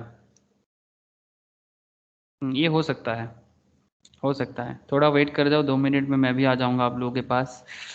1/4/2020 अच्छा अप्रैल, अच्छा अप्रैल मई जून, ये जो तीनों ईयर है, ठीक है, 3 महीना है, ये तो आपका 20 का इधर कवर हो जाता है ना। मैंने कहने का मतलब आप समझ में आ गया ना। 1 सितंबर 2020 जो है इसका स्टार्टिंग ईयर क्या है, 1 अप्रैल 2020, ठीक है, मतलब जो चालू हुआ है अप्रैल से। तो अप्रैल May and June, not only अप्रैल में जून, अप्रैल मई जून जुलाई अगस्त, अगस्त, अप्रैल मई जून जुलाई अगस्त, सितंबर में जाके चेंज हुआ। तो फिर 1 सितंबर की जाके 12,500 हुआ है। तो ये अप्रैल में जून जुलाई अगस्त, 1 2 3 4 5, ये 5 महीना तो मुझे ये वाला अमाउंट मिला है 12,250। Is it okay? हाँ सर, ये जो 5 मंथ्स के बारे में हम बात कर रहे हैं, ये 5 मंथ्स में तो हमें 12,250 करके मिला है ना सर। हाँ सर। तो मेरा जवाब कैसे हो जाएगा, 12,250 करके 5 महीना प्लस हाँ 12,500 करके 7 महीना, सिंपल। बिकॉज 1 सर सितंबर 12,750 होगा ना। 12,750 क्यों होगा, ये तो मेरा 21 का सितंबर में हुआ है। हाँ और सितंबर, और हाँ और मेरा ईयर ही तो खत्म हो रहा है 31 मार्च को, यही तो मैंने तभी बता रहा था, थोड़ा सा कंसंट्रेट एक्चुअली करो। हाँ मंथ ये को हम डेट समझ लिए, लास्ट हाँ वाला जो हाँ 9 लिखा हुआ है ना, हाँ, मेरे को लगा डेट है भूल से। नहीं ये 21 देख के कंफ्यूजन होता है, ठीक है, लेकिन 21 नहीं देखना है आपको। Don't be trapped, okay. आप अपने आप को ट्रैप में मत डाल देना। मुश्किल क्या हो जाता है ना, 2021 देखते हैं, ये 20 है, ये 21 है, तो फिर इसी के अंदर ढूंढते रहते हैं मैक्सिमम। नहीं सर, आपको ढूंढना है 1 अप्रैल 20 से लेके 31 मार्च 21, जो हमारा financial year and previous year का हिसाब से होगा, ठीक है। इंडियन गवर्नमेंट का टैक्स डिपार्टमेंट, इंडियन गवर्नमेंट का फाइनेंशियल डिपार्टमेंट, मतलब 1 अप्रैल से 31 मार्च तक ही बोलते हैं। और आप लोगों को पता होगा, घर में अगर कोई सीनियर है, अगर जॉब करते हैं या फिर बैंक में नौकरी करते हैं या फिर कोई भी, आप उनको पूछिएगा कि अभी अगर मार्च महीने में कभी भी घर पे आप बोलना कि थोड़ा टाइम निकालने के लिए, या फिर आप बोलना कि कुछ पैसा का जरूरत है, तो वो ये बताते हैं कि अभी ईयर एंड का महीना है, एकदम झमेला ना करना। कभी ये वर्ड आप लोगों ने सुना कि ईयर एंड का पेमेंट महीना? क्लियर करो, हाँ पेमेंट क्लियर करो। पेमेंट क्लियर करो, ठीक है। बहुत मुश्किल में होते हैं बिजनेसमैन एज वेल एज जो जॉब करते हैं, सभी बिजनेस का सबसे ज्यादा चिंता का विषय। बिकॉज कुछ क्या होता है ना, एक तो पेमेंट क्लियर नहीं होता, काम पेंडिंग रह जाता है, लेकिन हिसाब कंप्लीट करना है मार्च के अंदर, नहीं तो पेनल्टी लग जाता है, ठीक है। तो ये चक्कर में 31 मार्च, कभी भी घर में कभी भी पापा से पूछना, माँ से पूछना, जो भी वर्किंग है, ठीक है, कि मार्च इतना इंपॉर्टेंट क्यों है। मार्च इतना इंपॉर्टेंट इसलिए है बिकॉज मार्च में हमको सारा का सारा फाइनेंशियल जो डेटा हिसाब किताब है उसको कंप्लीट करना है। बैंक वाले मेरे घर के, मतलब मेरा नेटिव में, मेरे घर के ऊपर में बैंक है, तो मैं तो ऐसा भी देखता हूँ क्योंकि रेंट पे दिया हुआ है घर पे। तो बैंक वाले को देखता हूँ कि वो लोग सारा रात भर, मतलब ईयर एंडिंग महीने में वो लोग घर ही नहीं जाता। तो मैं एक दिन जाके पूछा एक जन को कि आप लोग सारा साल भर काम नहीं करते क्या, ये मार्च महीने में आप लोग बैंक में रह जाते हो? हाँ, बोलते हैं क्या करे बाबू, ये हम लोग का एक कल्चर बन चुका है। अब वही मतलब वो लोग सारा साल भर कुछ नहीं करता है, ठीक है, और ईयर एंड में जाके पूरा साल भर एक कुछ गलती, उन लोगों का भी हर गलती नहीं है, क्योंकि मार्केट में जो पेमेंट भी पड़ा रहता है ना, बहुत लोग पेमेंट भी क्लियर नहीं करते, और कुछ उनका भी अपना भी गलती होता है, दोनों बर्डन मिला के मार्च उनका दिमाग खा लेता है। इसलिए अप्रैल टू मार्च के हिसाब बहुत सर इंपॉर्टेंट है बिजी सर। सीजन बोला जाता है इसको। हाँ, बहुत बिजी है। और 1 अप्रैल इज न्यू ईयर, ठीक है। 1 अप्रैल, आप लोग जानते हो कि वो क्या डे है सर? 1 अप्रैल को क्या करते हैं हम लोग? एक दूसरे को उल्लू बनाते हैं अप्रैल फुल। लेकिन actually 1 April is the new year, financial new year, ठीक है सर। और उस दिन बैंक बंद रहता है, मैं आपको बता दूं, बैंक फाइनेंशियल इंस्टीट्यूशंस बंद रहता है। तो ये हो जाएगा 1,48,750, 1,48,750 आया रे सबका? देखो ना अभी, ये करने से है ये ना? आ जा रहा है ना, मैंने बस हाँ सर। लिख दिया। ओके, अब डीए, डीए क्या करेंगे? वही 20% करेंगे, बिकॉज यहाँ आरबी तो नहीं देना है, रिटर्नमेंट बेनिफिट ऐसा कुछ देना नहीं है। तो बस आप बता दो कि 20% ऑफ बेसिक, 148,750। तो कितना हो जाएगा सर? 29,750। ठीक है, बेसिक हो गया, डीए हो गया, कमीशन, कमीशन कितना हो जाएगा? पर मंथ के हिसाब से था क्या? 500 पर मंथ, तो फिर एनुअल कितना हो जाएगा? 6,000 ना, 500 इंटू 12, 6,000। और क्या अमाउंट है? बोनस, ये तो एक ही अमाउंट है, आ जाएगा बोनस इक्वल्स टू 30,000। सारा का सारा ऐड करो और बताओ कितना हुआ ग्रॉस? 214,500। ग्रॉस सैलरी हो जाएगा 2,14,500।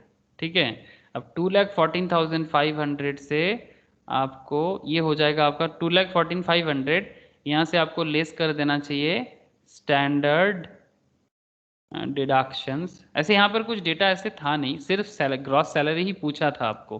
ठीक है, फिर भी अगर डिडक्शंस दे दो आप तो 50,000 ही मान के चलेंगे, 50,000। और अगर एंटरटेनमेंट वगैरह भी आप दे दो तो ये हो गया, या सेक्शन याद रखना 16IA, और लेस हो जाएगा 16 subsection 2 entertainment allowance.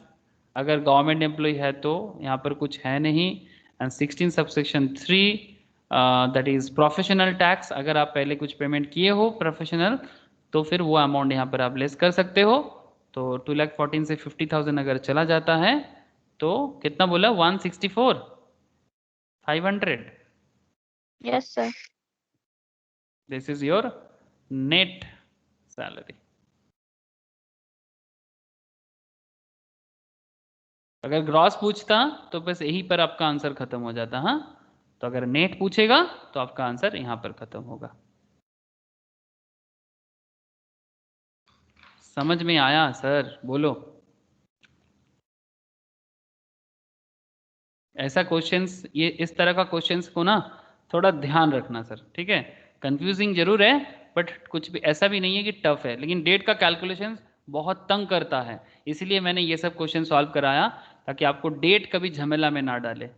I think date का झमेला नहीं होगा बेसिक के कैलकुलेशंस पे, ये आप लोग हमेशा ध्यान रखना बिकॉज ये बहुत वाइटल है इन सैलरी। ओके,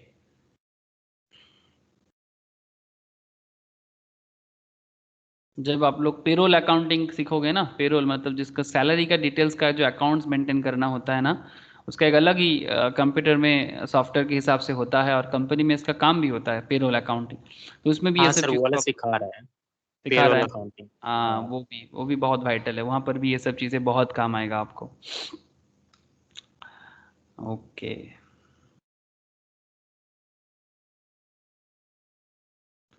सर आस्था। ट्रेनिंग के बाद एग्जाम भी लगेगा क्या? हाँ होगा, कब एग्जाम भी। होगा? मई में? MCQ एग्जाम है। MCQ एग्जाम होगा, ऑनलाइन में ही होगा। अब देखो ट्रेनिंग खत्म करने दो, उसके बाद इंस्टीट्यूट खुद बता देगा।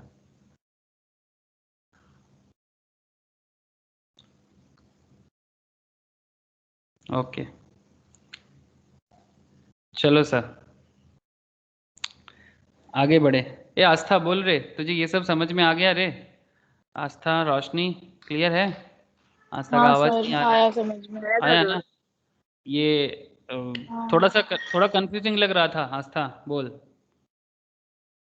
हाँ, वो या डेट्स को लेके थोड़ा सा प्रॉब्लम हो गया था। हम पहले 5 एंड 7 मंथ्स पे ही कैलकुलेट किए, फिर पता नहीं मेरे दिमाग में क्या है, हम उसको 6 मंथ्स पे कैलकुलेट कर दिए। अच्छा, मतलब कंफ्यूज हो गए बेसिकली। हाँ। ठीक है, ठीक है, कंफ्यूजन नहीं होना है, अपने लॉजिक पे अड़े रहना। ठीक है, लॉजिक समझ में आया ना? प्रीवियस ईयर और असेसमेंट ईयर का लॉजिक जो है, ठीक है, वो लॉजिक जो है ना उस पे हमेशा रहना। लॉजिक एंड प्रोविजंस, मतलब ऐसे लॉजिक बना के ही बना गया है सर, तो उसमें अगर आप लोग स्टिक हो तो फिर दिक्कत नहीं होगा, लेकिन अगर आप उस पर्टिकुलर पॉइंट से अगर हट जाते हो तो फिर आप कंफ्यूजन हो जाओगे। ठीक है sir, practice makes a man perfect, धीरे धीरे हो जाएगा। हर चीज में प्रैक्टिस ही आपको परफेक्शन बनाते हैं सर। प्रैक्टिस एंड प्रैक्टिकेबिलिटी दोनों पॉइंट बहुत वाइटल है। एक तो प्रैक्टिस करते जाओ और दूसरा प्रैक्टिकलिटी के साथ चलो। मतलब ऐसा भी प्रैक्टिस नहीं करना चाहिए, जैसे कि कल आपको मैं डेटा दे रहा था ना कि IIT में चांस पाने के लिए 23,000 टोटल सीट है इंडिया में, आईआईटी का बात कर रहे थे। 23,000 सीट में से मतलब जितना लोग उसके लिए अप्लाई करते हैं हर साल, एवरी ईयर, तो उसके हिसाब से एक सीट के पीछे 200 जन लड़ाई करता है सर। बाकी 199 तो होपलेस हो जाते हैं। और प्रिपरेशन चालू कब से होता है जानते हो? आईआईटी का, ये कोटा में एक फैक्ट्री बना हुआ है, ठीक है, आईआईटी का। हाँ सर, इसके बचपन लिए से स्टार्ट है। 14 नाइन मिनिमम, क्लास। हाँ 12-14 साल की उम्र से चालू होता है प्रिपरेशन। अब 14 से 21-22 तक प्रिपरेशन चला।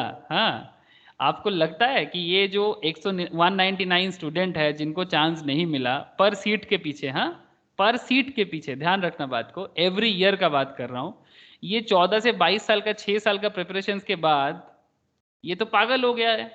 इसके बाद अगर इसको बोला जाए कि भाई फिर से दे देना, ठीक है कोई बात नहीं, इट्स ओके, हाँ इसको ये तो बोलेगा भाई रखो, ठीक है। अब ये ना उस टाइम पे और इंसानियत इनके अंदर नहीं रहता है, ह्यूमैनिटीज खत्म हो जाते हैं, ये पूरा मशीन बन जाते हैं, ठीक है। अब मशीन बनने के बाद क्या हो जाता है ना, ये जॉब के लायक नहीं रहते हैं, क्योंकि कंपनी मशीन को जॉब देना है तो फिर रोबोट को जॉब दे देगा ना, मशीन लर्निंग आर्टिफिशियल इंटेलिजेंस पे जॉब दे देगा, क्योंकि वो मशीन पे प्रोग्रामिंग अपने हिसाब से सेट कर देंगे। कंपनी को ह्यूमन को जॉब देना है जो सोच सकता है अलग ही लेवल से, ठीक है। तो ऐसा देखा गया है, इवन आईआईटी पास आउट होने के बाद, ये डेटा है रिसेंट डेटा एचआरडी डिपार्टमेंट का, ह्यूमन रिसोर्स डेवलपमेंट का डेटा है कि total IIT pass out student में से 2.5% सिर्फ एम्प्लॉयबल है सर। एम्प्लॉयबल मतलब जॉब पाने के लायक है। और बाकी जो 97% के आसपास का स्टूडेंट है ना, वो आईआईटी पास करके भी जॉब देने लायक नहीं है। फिर भी कहीं ना कहीं थोड़ा सेट हो जाते हैं, वो अलग बात, बिकॉज बैलेंस तो करेगा। लेकिन क्यों प्रॉब्लम क्या हो जाता है, वही प्रैक्टिस प्रैक्टिस प्रैक्टिस तो बहुत हुआ था, बट प्रैक्टिकल प्रैक्टिकल प्रैक्टिकल से ये लोग मतलब मिलो दूर चला गया था, यही प्रॉब्लम हो जाता है। तो इसीलिए मैं भी आप लोगों को वही चीज़ बोलूँगा, ठीक है आप लोग थोड़ा फ्री माइंड से ही पढ़ा करो सर, पढ़ाई ना कभी बर्डन नहीं होना चाहिए प्लीज़। आई डोंट नो कितना लोग बात को मानोगे, ठीक है, बिकॉज हमारे सोसाइटी तो हमें इसका इजाज़त नहीं देता ना सर, फ्री माइंड का पढ़ाई का इजाज़त सोसाइटी नहीं देता। सोसाइटी का मानना है पढ़ते रहो पढ़ते रहो पढ़ते रहो, दिमाग को खराब करते रहो करते रहो करते रहो, कुछ गड़बड़ कोई कर दे तो फिर वो पेरेंट्स या फिर वो टीचर्स, ठीक है, फिर बोलते हैं नहीं हम लोगों से गलती हुआ है, ऐसा नहीं होना चाहिए, लेकिन फिर वैसा ही कि वैसा। मेरे काफ़ी एक्सपीरियंस में ऐसा हुआ है सर, मेरे मतलब स्पेशली साइंस स्टूडेंट्स में ज़्यादा देखा गया है ऐसा। ऐसे में साइंस स्टूडेंट्स, मैम भी साइंस स्टूडेंट्स है सर, जो लोग मैम के पास पढ़ते हो आप लोग जानते हो, मैम के ही बैच के थोड़ा सा जूनियर थे, वो जॉइंट के प्रिपरेशंस करके वो डॉक्टर का प्रिपरेशंस ले रहा था मेडिकल का।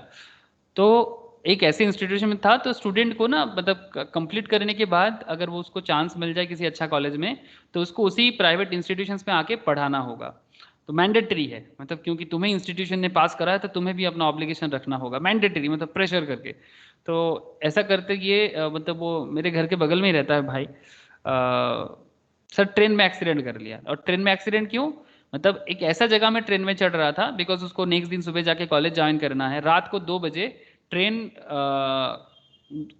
वहाँ पर नहीं रुका था सर, वो बस ऐसे ही ट्रेन लॉन्ग रूट का ट्रेन था, खड़ा हो गया था, वो ऐसा ट्रेन में चढ़ने का कोशिश किया और रात को 2 बजे, ऐसा कोई मतलब है कि मतलब बेसिक सेंस का भी हद पार कर दिया कि जो ट्रेन रुक नहीं रहा है, थोड़ा स्लो हुआ है, यहाँ का स्टॉपेज नहीं है, लेकिन क्या हम इसको रात को 2 बजे वैसे ट्रेन में चढ़ जाए, मतलब दिमाग का दही बन चुका है, आप समझ रहे हो ना। मतलब पढ़ते पढ़ते पढ़ते पढ़ते प्रैक्टिकल सेंस गायब हो चुका है और खत्म हो गया। अब कोटा में तो सुसाइड में कोटा नंबर 1 है। गवर्नमेंट का भी यही करंट जो न्यू एजुकेशनल प्लान है उसमें भी बता रहा है कि, और इसीलिए इंडिया का प्रॉब्लम क्या हो रहा है, इनोवेशन नहीं है, हर चीज़ में इनोवेशन एकदम नहीं है। 2-4 में अगर कुछ ज्ञान है, जैसे कि पिचाई, सुंदर पिचाई, आप लोग जानते हो गूगल का सीईओ है, हाँ इंडिया से ही है, लेकिन क्या इंडिया के कंपनी में काम कर सकता है या फिर इंडिया में कुछ बनाएगा, एनवायरनमेंट ही नहीं है। सत्य नादेल्ला गूगल का हेड है सर, आप लोगों को जान के बहुत खुशी होगा। सुंदर पिचाई एंड सत्य नादेल्ला ये भी माइक्रोसॉफ्ट का है, ठीक है, दोनों ही इंडिया के पढ़ाई में ही बना है, बट वैसा प्रेशर टाइप का नहीं सर, कुछ तो खुला मन से किया होगा तभी ना गूगल ने उसको लिया है। जो भी हो, खुले मन से पढ़ो आज़ाद पंछी की तरह, लेकिन पढ़ो सर। आज़ाद पंछी का मतलब ये नहीं कि रिस्पॉन्सिबिलिटी से भागो, तो फिर वैसा बड़ा ही काम आएगा और कुछ नहीं। वो बोलते हैं ना सर कि अगर मजबूरी में किया गया कोई भी काम सक्सेसफुल नहीं होता। होता है क्या? आप ही लोग मुझे बताओ। कोई भी काम अगर आपको मजबूरी से करना पड़ता है तो क्या वो चीज़ में आप सक्सेसफुल बन पाओगे? आपको क्या लगता है? मैं बस पूछ रहा हूँ, मैं भी कभी कभी करता हूँ, मजबूरी में डिसीजंस मैं भी लेता हूँ, लेकिन क्या लगता है आपको उसको सक्सेस, उसमें सक्सेस ज़्यादा मिलेगा या फिर अगर कोई भी काम आप खुशी से करते हो, प्यार से करते हो, तो उसमें आपको सक्सेस ज़्यादा मिलेगा? What do you think? I am just asking. Sir बोलो जिसमें सर। इच्छा है वही करना चाहिए। जिसमें इच्छा है वही करना चाहिए या फिर एंजॉय करके करना चाहिए? मजबूरी में नहीं करना चाहिए कि मजबूरी नहीं नहीं। होना चाहिए। हाँ, मजबूरी नहीं होना चाहिए। तो वही, कभी अगर आपको किसी चीज़ में लगे ना बहुत मजबूर हो आप, तो फिर गड़बड़ हो गया। हाँ, ऐसा मतलब अब इसका मतलब आजकल का तो स्टूडेंट लोग ऐसे भी मिल रहा है कि वो तो रेस्पॉन्सिबिलिटी लेना ही नहीं चाहता है। कोई भी काम बोलो, कुछ भी नहीं आता, मतलब ऐसे भी मुझे मिलता है। ठीक है, कुछ भी चीज़ में इंटरेस्ट नहीं है, तो तब तो उनको मजबूरन कुछ ना कुछ तो चूज करना पड़ता है। अब क्या है ना, मतलब किसी भी चीज़ के साथ कनेक्शन बढ़ाना भी एक इम्पोर्टेंस ही है। ठीक है, अब वो अलग बात हो गया कि मेरे अंदर इंटरेस्ट ही पैदा नहीं होता है, वो अलग बात। लेकिन आई नो कि मुझे क्या अच्छा लगता है, पर फिर भी मैं जिसमें मैं अच्छा हूँ वो नहीं करता, पर दूसरा चीज़ में मैं दिमाग लगाता रहता हूँ। और या फिर ऐसा लगता है कि दूसरा बंदा जो कर रहा है या फिर बगल वाले अंकल का बेटा जो कर रहा है वो शायद ज़्यादा अच्छा है, मेरा करियर ही शायद बर्बाद हो रहा है, इसी में लाइफ नहीं है उसमें लाइफ है। ऐसे बोलते हैं ना, दूसरे के थाली में घी ज़्यादा अच्छा लगता है। ये भी कॉन्सेप्ट बहुत खराब है। जो हम करते हैं वो बेस्ट करते हैं, ये फीलिंग भी होना चाहिए। और हम अपने लाइफ में सक्सेसफुल बनेंगे बिकॉज हमें पता है कि हम क्या बनना चाहते हैं। वही, माँ पापा टीचर सबका जरूरत सर, है। बोलो सर। मेरे दिमाग में एक हाँ। फुलिश आइडिया तो आया है, अच्छा। पर अभी मेरे को ये डिस्टिंग्विश करना है वो डायरेक्ट टैक्स का पार्ट है कि इनडायरेक्ट टैक्स का। मेरे अकॉर्डिंगली वो इनडायरेक्ट टैक्स का होना चाहिए। अच्छा बोलो क्या चीज़ है? सर, सोशल मीडिया जो हम लोग यूज करते हैं हाँ, उस वो एक तरीके का सर्विस ही ले रहे हैं ना। सोशल मीडिया एक तरह का सर्विस ही ले रहा है। हाँ, सर्विस ही दे रहा है। तो उस पे लाइक किसी टाइप का टैक्स चार्ज होता है क्या? हाँ, सोशल मीडिया पे अब इसी को लेके थोड़ा मुश्किल चल रहा है सर। मतलब सोशल मीडिया जो इनकम करते हैं या फिर उसका जो भी अर्निंग है एडवर्टाइजमेंट के थ्रू से, सोशल मीडिया अर्निंग कहाँ से करता है? It's a good question sir, कि सोशल मीडिया का अर्निंग, टैक्स तो होगा लेकिन अर्निंग पे होगा। यस ना? पहले तो मुझे ये बता दो आप, हाँ सोशल सर, मीडिया अर्निंग तो कहाँ से करता है? एडवर्टाइजमेंट के अर्निंग तो थ्रू। वो करेगा ना जो सर्विस दे रहा है, हाँ, सर्विस जो दे रहा है, सप्लायर। हाँ वो सप्लायर है, ठीक है। लेकिन पहले आप समझो तो बात, अब वो उनका बिजनेस भी तो है।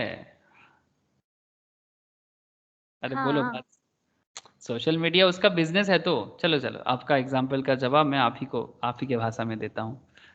से फॉर एग्जाम्पल, चलो फेसबुक, फेसबुक देख सकते हो, गूगल भी बता दो ना, ठीक है।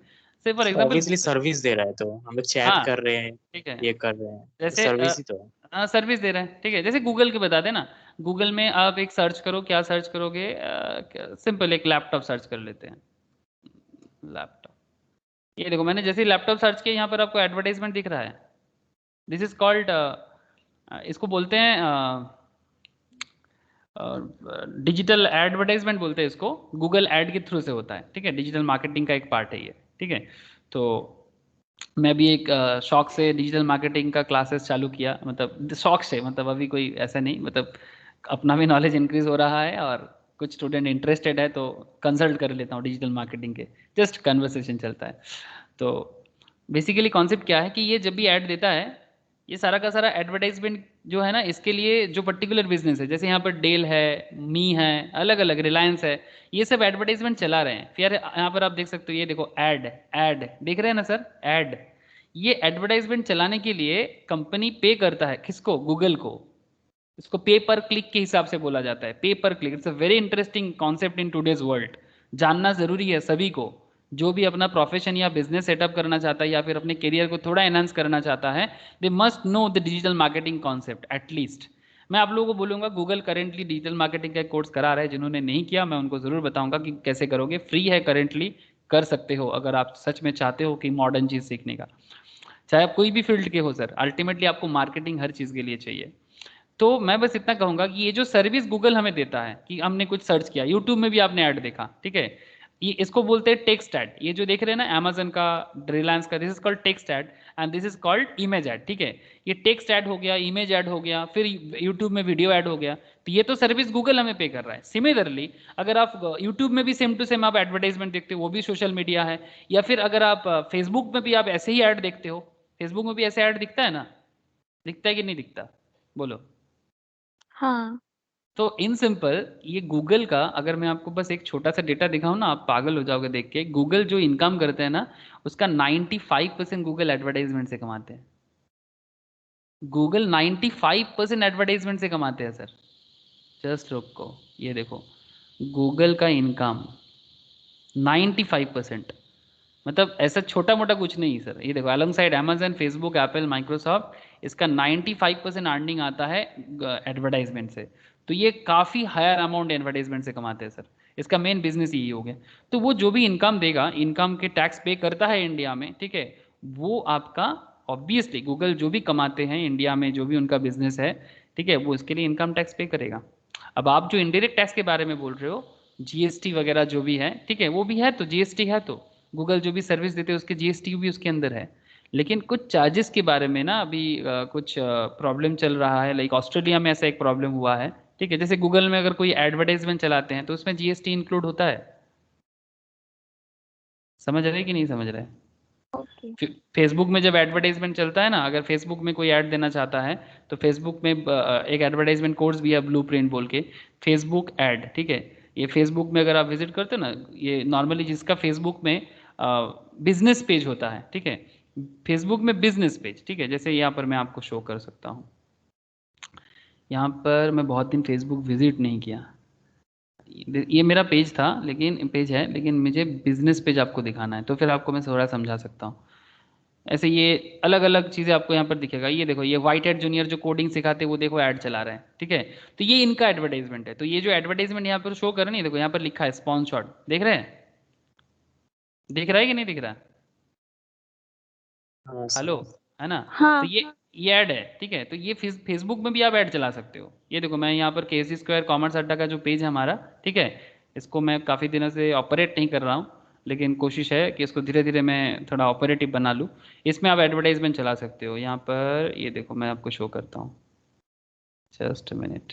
यहाँ पर बूस्ट करने का मिलेगा आपको, बूस्ट, एक सेकेंड। ये देखो क्रिएट ऐड दिख रहा है, क्रिएट ऐड।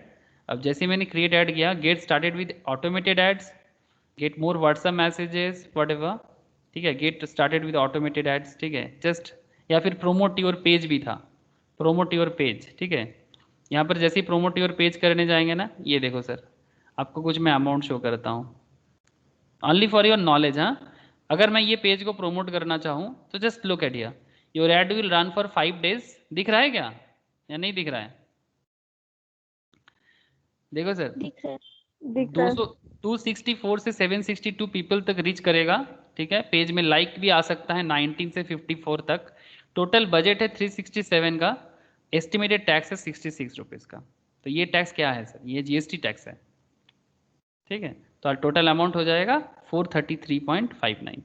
तो ये भी एक सिस्टम है, ठीक है। इस तरह से आप फेसबुक के थ्रू से ये जो प्रमोशन चल रहा है ना, ये अगर मैं प्रमोट करूँ तो मैं चूज कर सकता हूँ कि किसके किसके पास, किस तरह का एज ग्रुप के पास, कितना डायमीटर के अंदर मेरा ये ऐड शो होना चाहिए, उस तरह से प्रमोट होता है। सिमिलरली गूगल में भी एडवर्टाइजमेंट होता है। अभी मैंने एडवर्टाइजमेंट कुछ नहीं चला रहा हूँ, मेरा भी चलता तो मैं भी आप लोगों को दिखाता, ठीक है।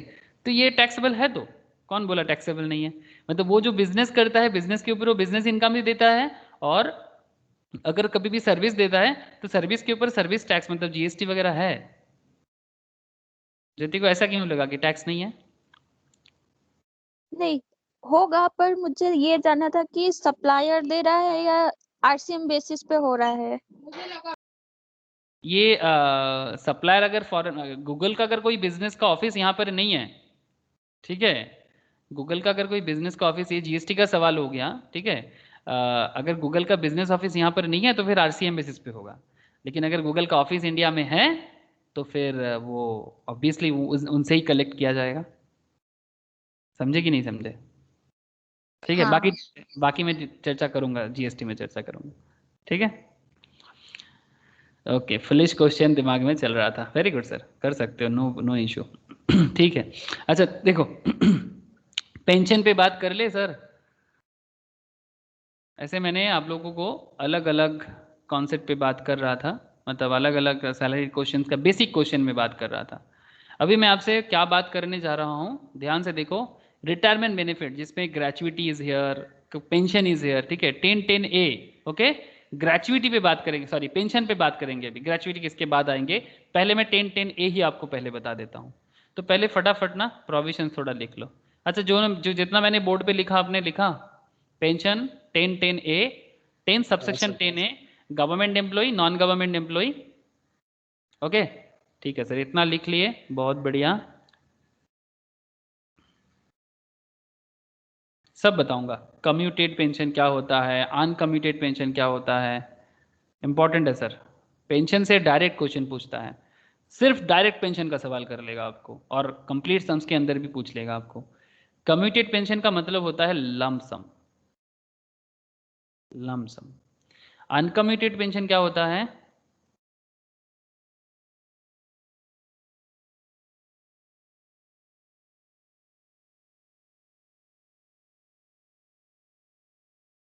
मंथली। ये मैं आप लोगों को अभी दिखा रहा था ना, डिजिटल मार्केटिंग का, Facebook marketing and Google marketing, इसका बहुत अच्छा फ्यूचर है सर। अगर आप लोग एटलीस्ट, मतलब बहुत लोग सोचते हैं ना कि कुछ तो पढ़ाई के साथ साथ भी करें, ये सब एक्स्ट्रा करिकुलर एक्टिविटी के हिसाब से आप लोग अपने लाइफ का पार्ट बना सकते हो। सीरियसली, जब आप लोग जॉब के लिए जाओगे ना, इट्स माई सजेशन, मेरा काफ़ी सारे स्टूडेंट लोग करना चालू कर दिया है।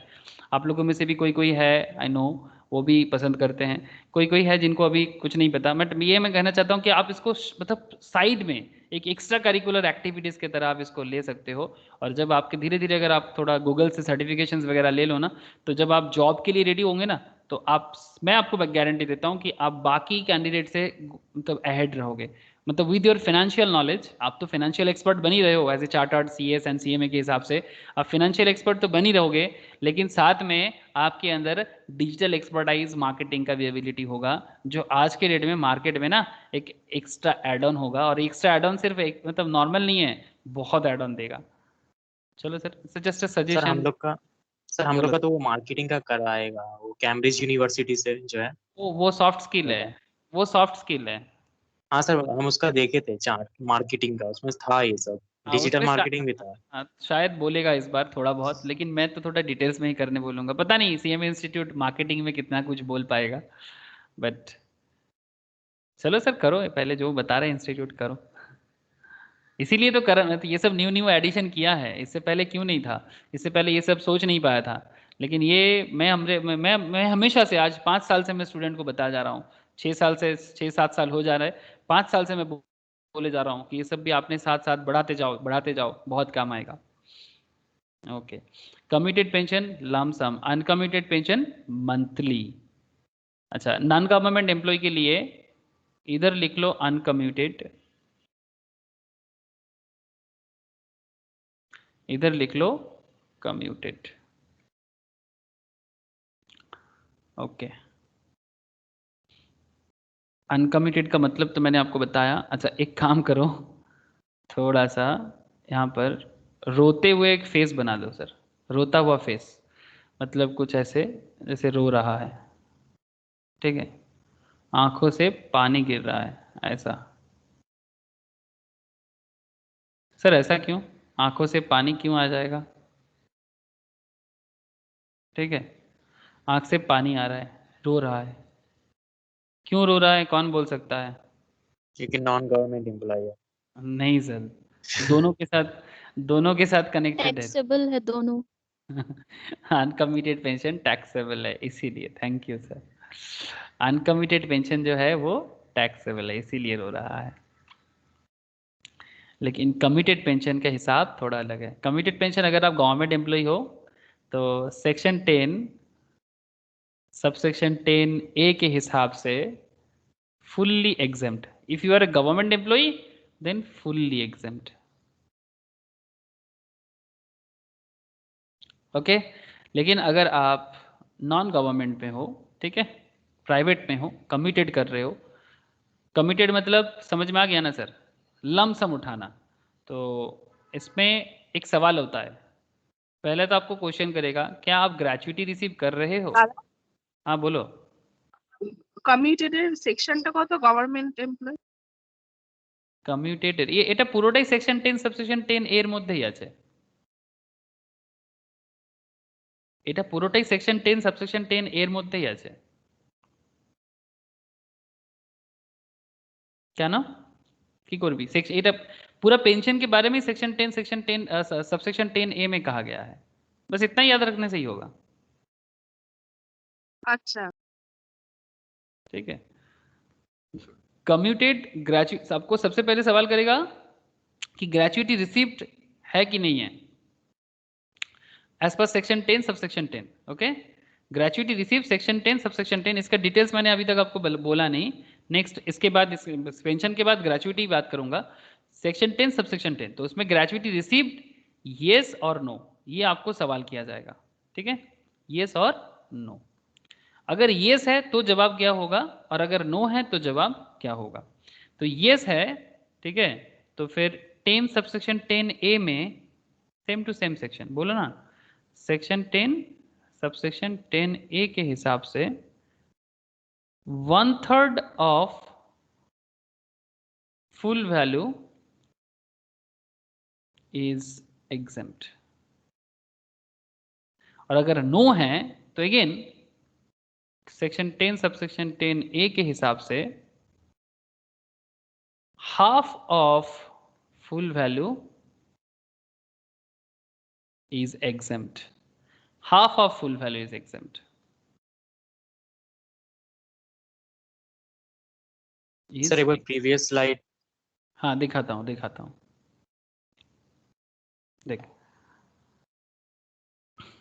देख ले इसको. अगर मैं थोड़ा सा देखने में दिक्कत हो रहा है तो मैं इस पेज में नेक्स्ट पेज में फिर से लिख दूंगा, नो इशू.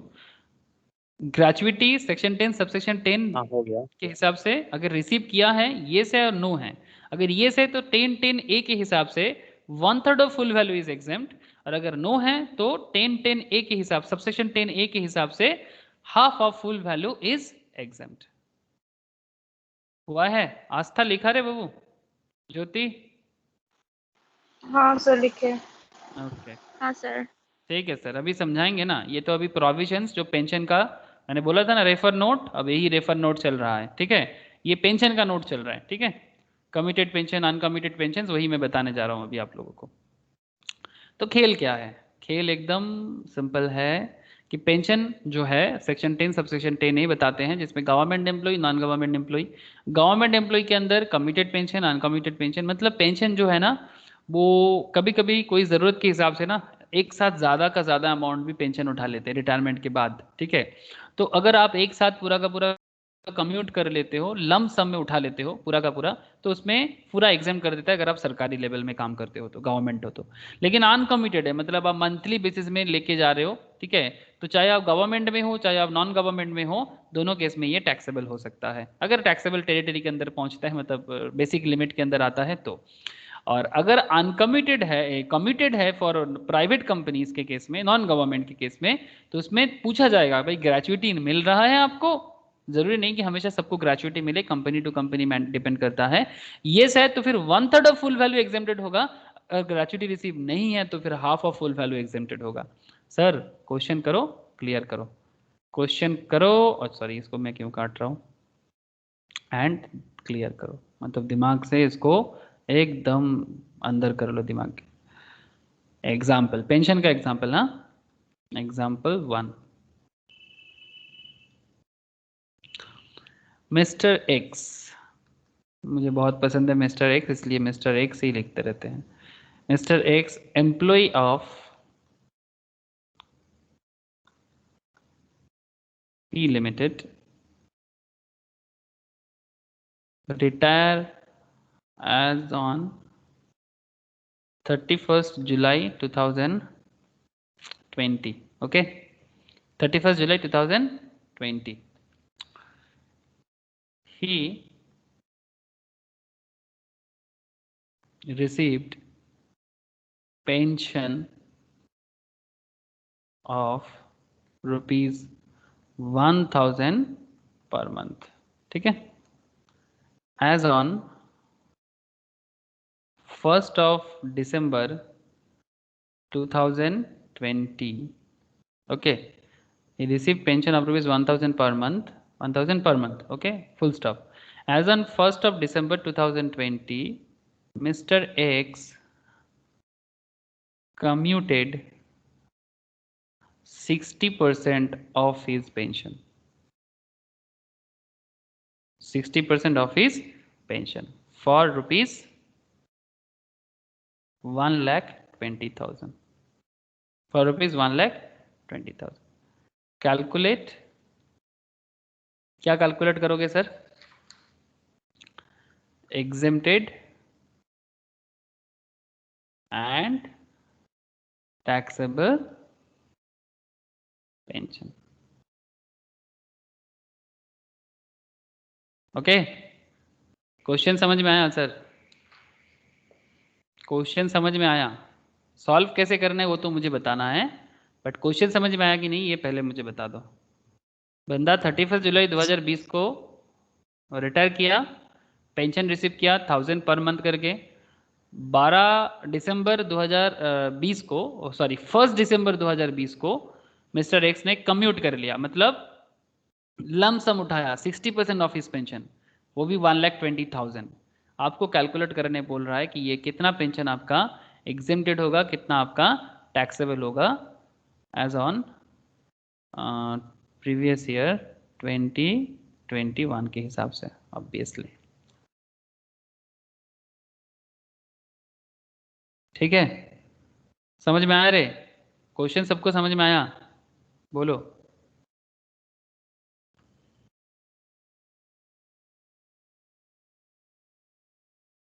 क्या मेरा आवाज नहीं आ रहा है क्या? हाँ सर आया. ओके सर, कैसे सॉल्व करना है? आपके पास जो पर्टिकुलर ईयर के बारे में आपको पूछा है, आपने मुझे एक चीज़ बताओ कि आप रिटायर कब कर रहे हो? आप रिटायर कब कर रहे हो, बोलो ना. 21 जुलाई 2020 को. तो डेट ऑफ रिटायरमेंट है आपका 31 जुलाई 2020 को. तो क्या लगता है पेंशन कब से मिलेगा? रिटायर होने के बाद. रिटायरमेंट होने के कितना दिन बाद? 1 मंथ. 1 मंथ, नेक्स्ट मंथ से मिलेगा ना. जुलाई में रिटायर हो गए, अब ऐसा थोड़ी ना है कि भाई अभी रिटायर कर लिया अभी बैठे रहो बाद में मिलेगा. अगस्त से ही आपका चालू हो जाएगा ना पेंशन. Yes sir. तो अगस्त में आपको मिल रहा है 1000 मंथली है. सितंबर में भी 1000, अक्टूबर में भी 1000, नवंबर में भी 1000. दिसंबर में जाके आपने क्या कर दिया सर? दिसंबर में आपने क्या कर दिया? कम्यूटेड 60%. 1,20,000 कम्यूटेड. 60% कम्यूट कर लिए. तो मान के चलेंगे ये जो 1000 मंथली करके मिल रहा था उसका 60% तो गायब हो गया. तो अभी कितना मिलेगा? 400 ना. 1000 का 60% कितना होता है? 600. 600 और नहीं मिलेगा, अब फिर 400 करके मिलेगा आपको मंथली बेसिस में. दिसंबर जनवरी में 400, फरवरी में 400, मार्च में 400. समझ में आया क्यों 400 कर दिए सर? 1000 का 40%, 60% तो कम्यूट हो गया. ठीक है, सो आप क्या लिखोगे नीचे? Commuted 60% equals to 1,20,000. Okay, so 100% का वैल्यू कितना है ये आप कैलकुलेट करके मुझे बताओ. और यहाँ पर जो मंथली करके आपको टोटल मिल रहा है इसको भी आप टैक्सेबल मतलब अमाउंट जो है ये भी बताओ मुझे कितना आ रहा है. Two sir. लाख. बोलो. हाँ 2 लाख 100% का वैल्यू. 100% का value 2 lakh. Very good sir. Committed 60% था जिसका वैल्यू 1,20,000 है। 100% तो अगर 60% का वैल्यू 1,20,000 है तो 100% का वैल्यू कितना हो जाएगा? 2 लाख। ज्योति ने बताया 2 लाख। आस्था को समझ में आया? आस्था, रोशनी, समझ में आया आपको? इनकी डिस्कनेक्ट हो गया था सर, नहीं देखा कुछ भी। ओके, अभी देख रहा है? हाँ हाँ। मैं बस कहाँ तक देखा था लास्ट? ये 400 तक देखा था? नहीं, उसके पहले। ओके, देख क्या हुआ यहाँ पर। अगस्त, सितंबर, अक्टूबर, नवंबर तक हमें 1000 करके पेंशन तो मिल रहा था ना, लेकिन दिसंबर में जाके क्या हो गया, बंदा कम्यूट कर लिया ना 60%, मतलब लम सम अमाउंट उठा लिया। तो अगर तुम 60% कम्यूट कर लेते हो तो उसके बाद तुम्हें मंथली में कितना करके मिलेगा? 40% करके मिलेगा। तो 1000 का 40% 400, इसलिए यहाँ पर 400 400 400 400 करके मंथली बाद में मिलेगा दिसंबर के बाद।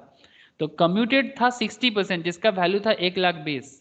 तो 60% का वैल्यू अगर 1,20,000 है तो 100% का वैल्यू सभी ने बताया 2 लाख। तो क्या तुम्हें समझ में आया कि कैसे आया 2 lakh?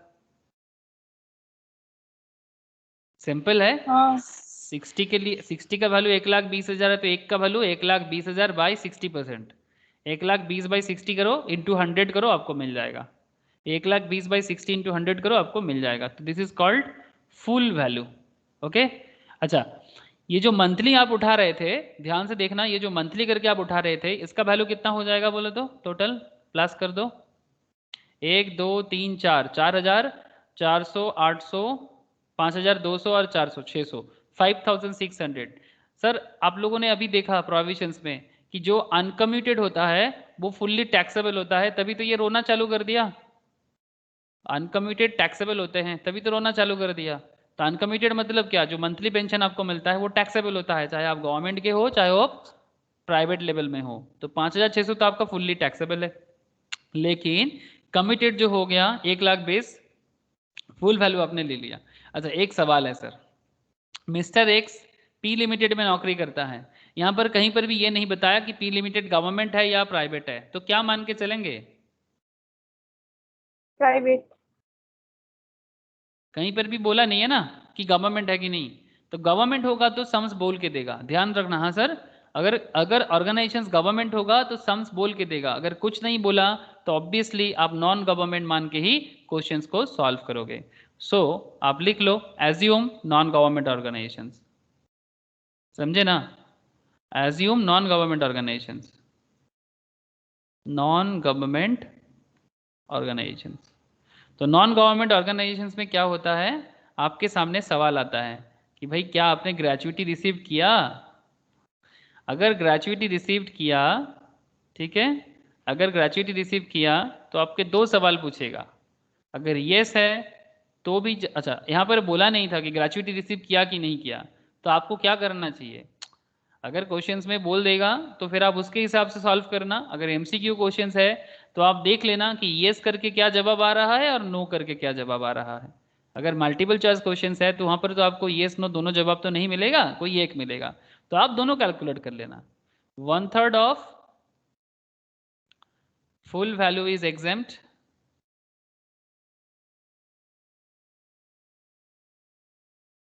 half of full value is exempt।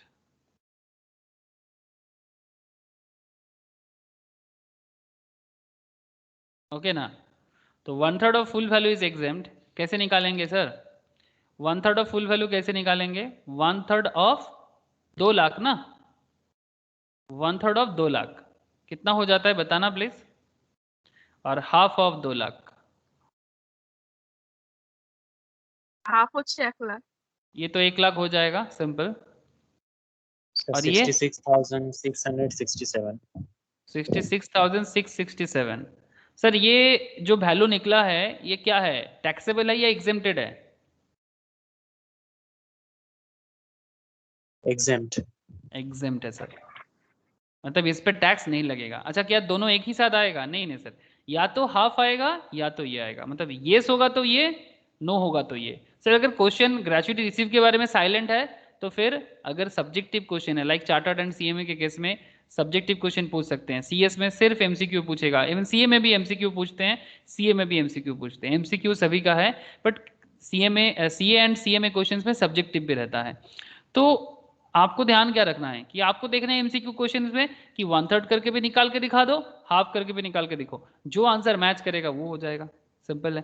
तो 66, 6, 6, 7 अगर क्वेश्चन साइलेंट है तो, अगर साइलेंट नहीं है क्वेश्चन, अगर ग्रेचुइटी रिसीव के बारे में कहा है तो आपका जवाब सिंगल हैंडेडली निकल जाएगा। ओके, ग्रेचुइटी येस है तो फिर 1/3, अगर नो है तो फिर हाफ। ठीक है, तो फिर ये और है, हाँ मतलब या तो ये आंसर आएगा या तो ये आंसर आएगा, तो ये दोनों एग्जेम्प्टेड वैल्यू निकला आपका। तो दोनों एग्जेम्प्टेड वैल्यू तो निकल गया दोनों सीन के हिसाब से, दोनों सीन के हिसाब से। तो फिर टैक्सेबल वैल्यू क्या हो जाएगा? ये केस में टैक्सेबल कितना और ये केस में टैक्सेबल कितना, बताओगे सर? एग्जेम्प्टेड तो समझ में आ गया, तो फिर टैक्सेबल कैसे निकलेगा? 1,33,000। 1,30,000 मतलब 2 लाख से इसको लेस कर देंगे? नहीं सर, आपने जो कम्यूट किया था ना, कितना? 1,20,000 का कम्यूट किया। हाँ, आपका कम्यूट मतलब एग्जेम्पशन का कॉन्सेप्ट किसके लिए है? एग्जेम्पशन का कॉन्सेप्ट, ये जो एग्जेम्पशन का कॉन्सेप्ट किसके लिए है? कम्यूटेड के लिए है ना। तो फिर आपने कम्यूट कितना किया? 1,20,000। 1,20,000। तो फिर आपका हिसाब 1,20,000 भी होना चाहिए ना, फुल वैल्यू पे क्यों होगा? लॉजिक है कि नहीं है? कम्यूट तो आपने 2 लाख नहीं किया ना, कम्यूट तो आपने 1,20,000 किया, तो फिर आपका हिसाब 1,20,000 के होना चाहिए, 2 लाख पे क्यों करेंगे? तो फिर 1,20,000 से आप लेस कर दो 66,667। ठीक है, जो वैल्यू आएगा ये हो जाएगा टैक्सेबल। यहाँ के केस में भी सेम टू सेम 1,20,000 आपका, 1,20,000 आपका मतलब ग्रेचुइटी, सॉरी ग्रेचुइटी बोल रहे हैं, कम्यूटेड है तो कम्यूटेड अमाउंट से लेस कर दो 1,00,000, मतलब एग्जेम्प्टेड वैल्यू 1,00,000। तो ये तो समझ में आ रहा है, 20,000 होगा टैक्सेबल, और इसके केस में 53,333 ये हो जाएगा टैक्सेबल। दोनों में से कोई भी एक जवाब होगा। अगर कुछ भी नहीं बोला है तो दोनों जवाब ही आप करके आओगे in case of subjective questions. MCQ questions में जो मिलेगा वही वाला जवाब दे देना। क्लियर हुआ सर? पेंशन ओके सर, ठीक है। मैं आप लोगों को पेंशन के ऊपर 2 क्वेश्चंस घर के होमवर्क के लिए भेजता हूँ। ठीक है, आप लोगों को मैं व्हाट्सएप करता हूँ, 2 क्वेश्चन आप लोग जरूर ट्राई करना।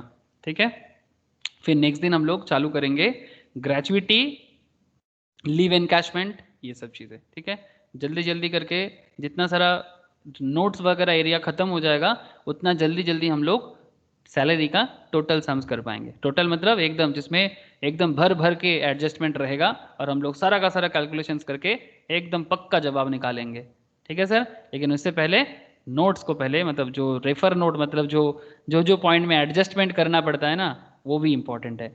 और मजा का बात यह है कि आपको डायरेक्ट पेंशन का क्वेश्चन पूछ सकता है, आपको डायरेक्ट ग्रेचुइटी का क्वेश्चन पूछ सकता है, आपको डायरेक्ट एचआरए का क्वेश्चन पूछ सकता है, आपको डायरेक्ट आरएफए का क्वेश्चन पूछ सकता है, आपको डायरेक्ट लीव एनकैशमेंट का क्वेश्चन पूछ सकता है। ठीक है, तो इसके लिए आपको हर एक केस के लिए रेडी रहना है, लेकिन एक एक केस कंप्लीट हो जाए फिर जाके हम लोग एकदम जैसे प्रो फॉर्मा है ना, ऐसा ही करके पूरा का पूरा प्रो फॉर्मा में बड़ा सा क्वेश्चंस भी सॉल्व करेंगे। उसमें क्या हो जाएगा, सारा का सारा रिवाइज भी हो जाएगा और सैलरी भी कंप्लीट हो जाएगा।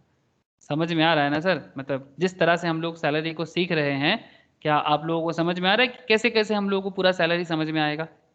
मतलब आप लोग किसी भी सैलरीड पर्सन का टैक्स कैलकुलेशन कर सकते हो, और जितना आपको सिखाया जाएगा मैं आपको बताता हूँ, जब आप लोग सैलरी का रियल काम करोगे ना, रियल लाइफ में भी जब आप लोग क्लाइंट का सैलरीड पर्सन का हिसाब करोगे ना, यही है इंटरमीडिएट लेवल में, एग्जीक्यूटिव लेवल में जितना टैक्स का सैलरी का जो भी सिखाया जाता है वो हाईएस्ट लेवल ऑफ पढ़ाई है। ठीक है, इसके बाद तो थोड़ा वो केस स्टडीज का बात है, फाइनल लेवल में जाके करोगे, बट यहाँ पर तो सर मैक्सिमम चीज़ें सीख के जाओगे। मतलब जो जो चीज़ें रियल में काम करने के लिए चाहिए वो सब आपको यहीं पर सीखने को मिलेगा। तो मज़ा लो सर सैलरी का, टैक्स का। आई होप समझ में बड़ा अच्छा से आ रहा है, मुझे तो ऐसा फील हो रहा है। बाकी कोई दिक्कत हो तो बताना। ओके सर, ओके ना? हाँ sir. Yes sir. Okay sir, homework मैं आप लोगों को भेजता हूँ, व्हाट्सएप में भेजता हूँ अभी क्लास के बाद। ठीक है, चलो सर बाय। आस्था 2 सेकेंड वेट कर जाना, आस्था थोड़ा वेट कर जाना। बाकी लोगों को किसी को कुछ बाय पूछना है? सर। ओके सर, ठीक है। Bye sir. Okay, tata. Bye sir. Okay, bye. রাখছি দাদা। ओके, রাখ। हाँ सर बोलिए।